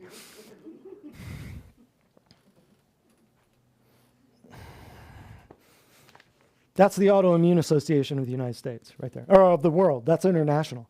But is that it? Number 8? Isn't that nuts? That's hope, right? That's hope. That's what they tell you to do. That's crazy. So those are tips for getting your diagnosis. But once you have your diagnosis, what does that do? Not jack squat. Only now you're in the hole about 30 or 40 grand if you're very unfortunate. So notice the things that I just went through there. Notice the things I just went through there.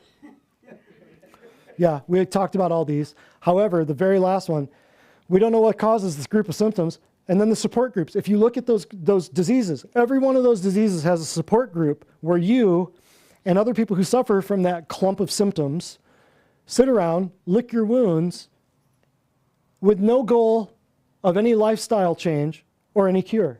You just sit around and relive the horror of discovering your diagnosis and that there's no cure. Do you see how awesomely perfect this is for everyone? Isn't this great? That's the best medicine can do. Makes me sick. So how do you fix it? Well, you teach people how to prevent it and how to reverse it. Here's how we do it. Decreased nutrient supply happens. So why do you have to do nutritional supplements?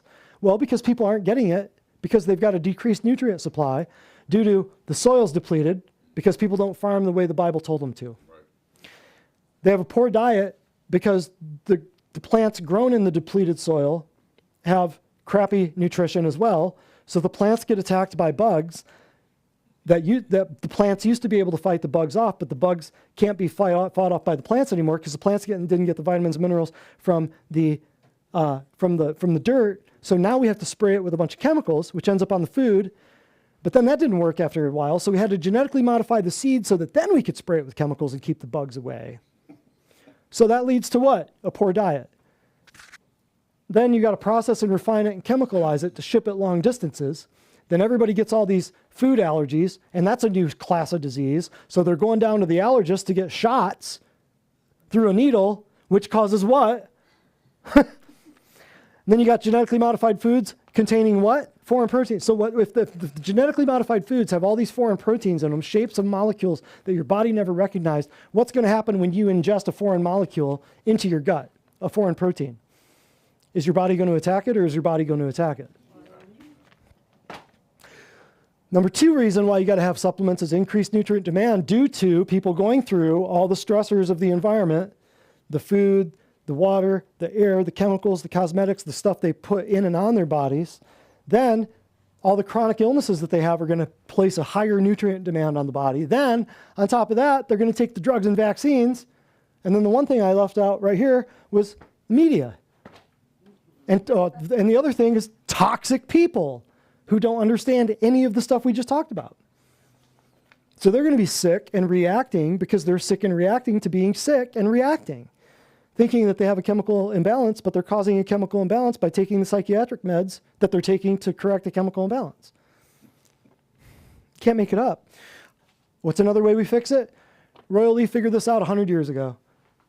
We're going to do protomorphogens, PMGs, DNA. Think of it as DNA, products for organ-specific support.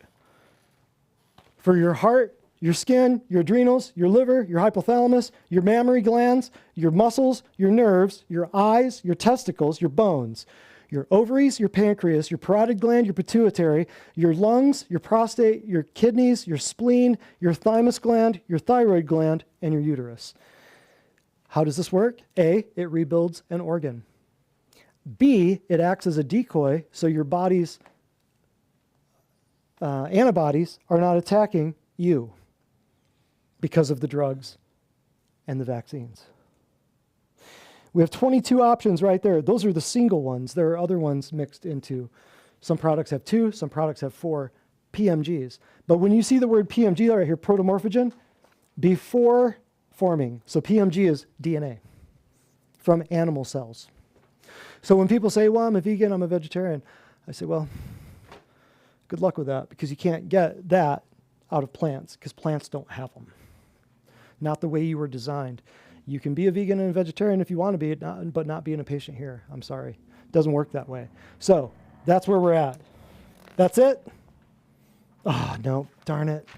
I know, you were over there watching. I know it. Okay, just a couple more. I thought we were close. We are close. 2 more minutes. So in conclusion, here we go. It's not that there are so many autoimmune diseases. It's that so many diseases reach the autoimmune phase. Isn't that interesting? Roy Lee said that almost 100 years ago. A challenge to the drugging. Oh, go back. I missed the second one. To diagnosis. A demonic curse pronounced over you for the sole purpose of insurance reimbursement, and which brings one into alignment and identity with a vast grouping of symptoms passed off as one disease in order to sell one drug for one bug. It's a demonic curse pronounced over you, and those drugs, I guarantee you, I can't prove it yet, those drugs are named after demons, every one of them. I can't prove it yet. It's hypothesis. That's the only time you're ever going to hear me say, damn it, I can't prove that yet, but I know it. I know it right here. Next. So here's a challenge to the drugging fraternity, which, while immense progress has been made in every other science, still maintains, just as it did centuries ago, that a sick person must be poisoned in order to be cured. And he calls them, in this book, published in 1898, Nature versus Drugs. Isn't that classic? A challenge to the drugging fraternity. See, what are fraternities? Well, nothing good goes on there. Secret societies with handshakes and oaths and secrets. He knows that. He knows that. Why don't people? In conclusion, last thing. One of the biggest tragedies of human civilization is the precedence of chemical therapy over nutrition. It's a substitution of artificial therapy for nature, of poisons over food, in which we're feeding people poisons trying to correct the reactions of starvation. You all know how ridiculous that is, but you all know how widely it's being done. And that was from 1951. Words from the grave, right there. All right, that's it. I'll take maybe 2 questions if y'all have 2 questions. Anybody? Can I make a comment? I'll take a comment and a question. Yes. Can you hand me that microphone, pretty please? Thank you. A number of years ago, we were doing research, and there was a group that met at, a hospital. I won't say the name then. And when I was getting ready to prepare my paperwork and all, the girls at the desk said, what is the end thing that you want to prove? And I said, I don't really have a point that I want to prove. We want to see where it goes, what the results are. Mm-hmm. And she said, well, whatever you want to prove, we can do it. And it hit me that whatever... Mm-hmm. You can make it say whatever you want it to say. You can make it say whatever you want without real... They can fudge the statistics on things. Absolutely. Absolutely. They can manipulate the data. Absolutely. Katerina. Good. Very good observation there. A nurse of 52 years, correct? RN, 52 years. Katerina, what do you got? The question that I had was, the last slide on the PowerPoint was the list of biblical conditions. Mm. And I was wondering if there are, if natural nutrition can heal those biblical conditions. Oh, okay. Of course. Because none of those are like well, some of them depends on like blindness, deafness, depends on how long they've been around, depends, are nerves severed? And if they are, nutrition might have to take a backseat to laying on of hands, anointing with oil, and prayer. And even death, you can fix death, right? It depends on where your faith's at, I suppose. But God can fix it. So I tell people, stack the dead bodies. I'm waiting for the day when the ambulances pull through and they dump the dead people at this end, and we wheel them through the hallway, praying over them, anointing them with oil, and we send them out the back door. By the time we roll them to the other side, that day's coming. You hang on to your britches. Hang on to your britches. That day's coming. You had a question, darling, or no? Somebody else had a question. No? Oh, there he is. You throw that back there to Ryan. Ryan, what do you got? Earlier, when you were laying the groundwork for what autoimmune diseases were and talking about the sharks and the basically the foreign DNA, and then one of the closing slides was talking about the standard process PMG products that you would take to get animal DNA into your body to rebuild those organs. I feel like I sort of know from the years of you teaching the sort of the difference in the bad foreign DNA versus what we're getting from what we eat. Gotcha. But can you explain the difference? Yeah. What's the difference between the bad foreign DNA and here's Royal Lee pumping PMGs? Great question. Difference. It's injected into your skin.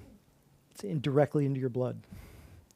Versus your body digesting it as you would a meal, like people did for thousands of years by eating the organs and the glands and the bone marrow. Is that what you were going for? Yeah. Good question, man. Good question. I'm glad you pointed that out. So when it's directly injected right into your bloodstream, there's no defense to that. Nothing. It's directly into your blood, bypassing the ordained purpose of putting it through your digestion to take care of the microbes and the parasites and the poisons, putting it into your digestion and letting your gut sort it out. That's why at the very beginning I said, you will not get the AID problem corrected unless you correct the gut. How many of you have heard of leaky gut?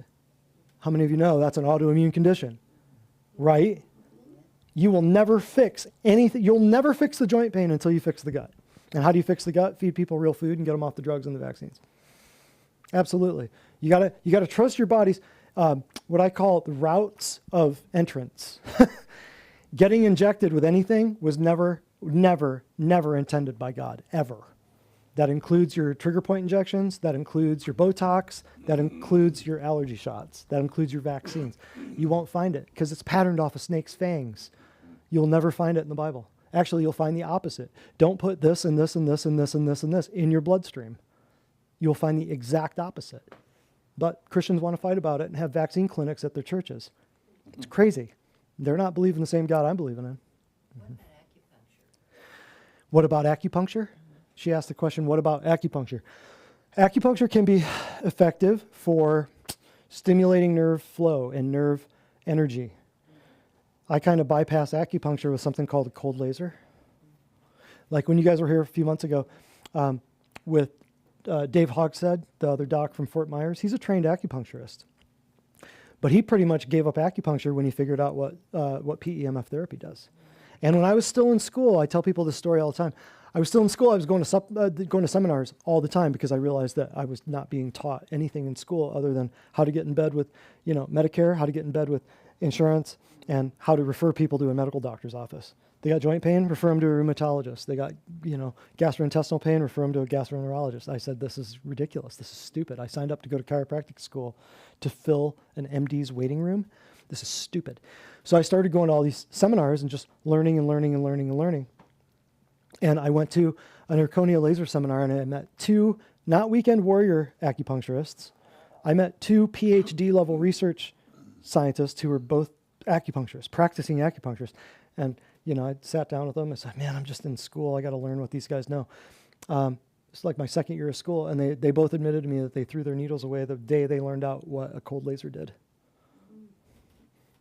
So that's why we have 4 cold lasers in this office. That's why. So can acupuncture help? Perhaps. But it depends on a person's nutritional status and how many drugs they're on. Yeah, I have too. I think probably half the people in this room have been acupuncture. You got to be careful what they believe. Are they into crystal swinging, new age, hippy dippy yoga and Tai Chi and Reiki? Are they into pushing energy through channeling? Or are they a Christian? I know Christian acupuncturists and I know crystal swinging, new age, hippie acupuncturists. Who you're letting touch you nowadays is more important than ever it was before. So that's why you got to figure out who you're going to go to and why. And that's why a whole lot of new age people don't come here. They don't walk past the front door, They just sense it. They feel it. So can it work? Yeah. But unfortunately, it's been relegated as a modality of eliminating pain. And that's not what it was. It's an and it's ancient. Before electricity. So Bef- now you have yeah. electricity and lasers. Yep. Yeah. The Back then, that's what they had. Yeah. used meridian balance and acupuncture. Mm-hmm. It's a primitive way of. Yeah, absolutely. I mean, there are some things that acupuncture, people don't even know that acupuncture would help, but they look at acupuncture, unfortunately, as a way of, it's just like CBD, it's just like acupuncture, anything else. They look at it as a way of tackling pain.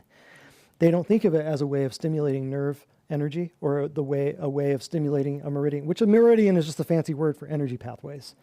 You say meridian and people think, oh, it's all new age. No, you've got energy pathways in your blood is flowing, your nerves are flowing, your arteries are flowing, your lymph nodes are flowing. There's energy pathways in your body. How these people figured it out 6,000 years ago? They're geniuses.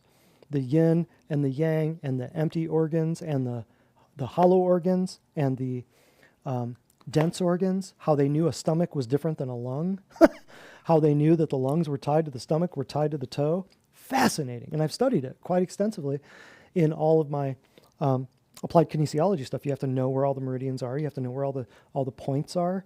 But it's just something that nowadays, it's like we have electricity, we have cold laser. So it stimulates faster and better than putting a needle in somebody. But would I encourage somebody to seek out acupuncture? Yeah. As long as they know the person, because you're going to be under the influence of whoever you allow authority in your life. And just make sure you know who they're following. But unfortunately, it's been relegated as a pain modality. Just like people go to chiropractors for neck pain and back pain. People go to, acupuncturists for pain. People go to medical doctors for pain. People go to physical therapists for pain. Pain's not the problem. Pain's the solution. You just have to figure out what's causing the pain. That's the problem. So yeah, does that make sense? Yeah. Anything else? Let's shut her down. I already lost the bet. Darn it. Let's kick all these people out of here. You guys are all contributing to the coffee fund for me for the next 4 days, 3 days. Darn it. Yeah, cough up $20 a piece. I gotta feed coffee to these girls. Say what? You owe us coffee too. Oh yeah, is that right? Okay, cool. We're shut her down. We will see you in, what's the date? October 17th. You guys will not want to miss Lies Doctors Tell Part 6. This is going to be a conglomeration of all the juicy tidbits that I've gathered over probably the last 9 months from all of my medical personnel and patients who are here and all of the stuff they've heard from doctors. So do not miss that. And don't forget to go back and watch parts 1 through 5. You'll be shocked. Dr. Brett Spradlin, Divine Design Natural Health. See you October 17th, 6 p.m. Yay!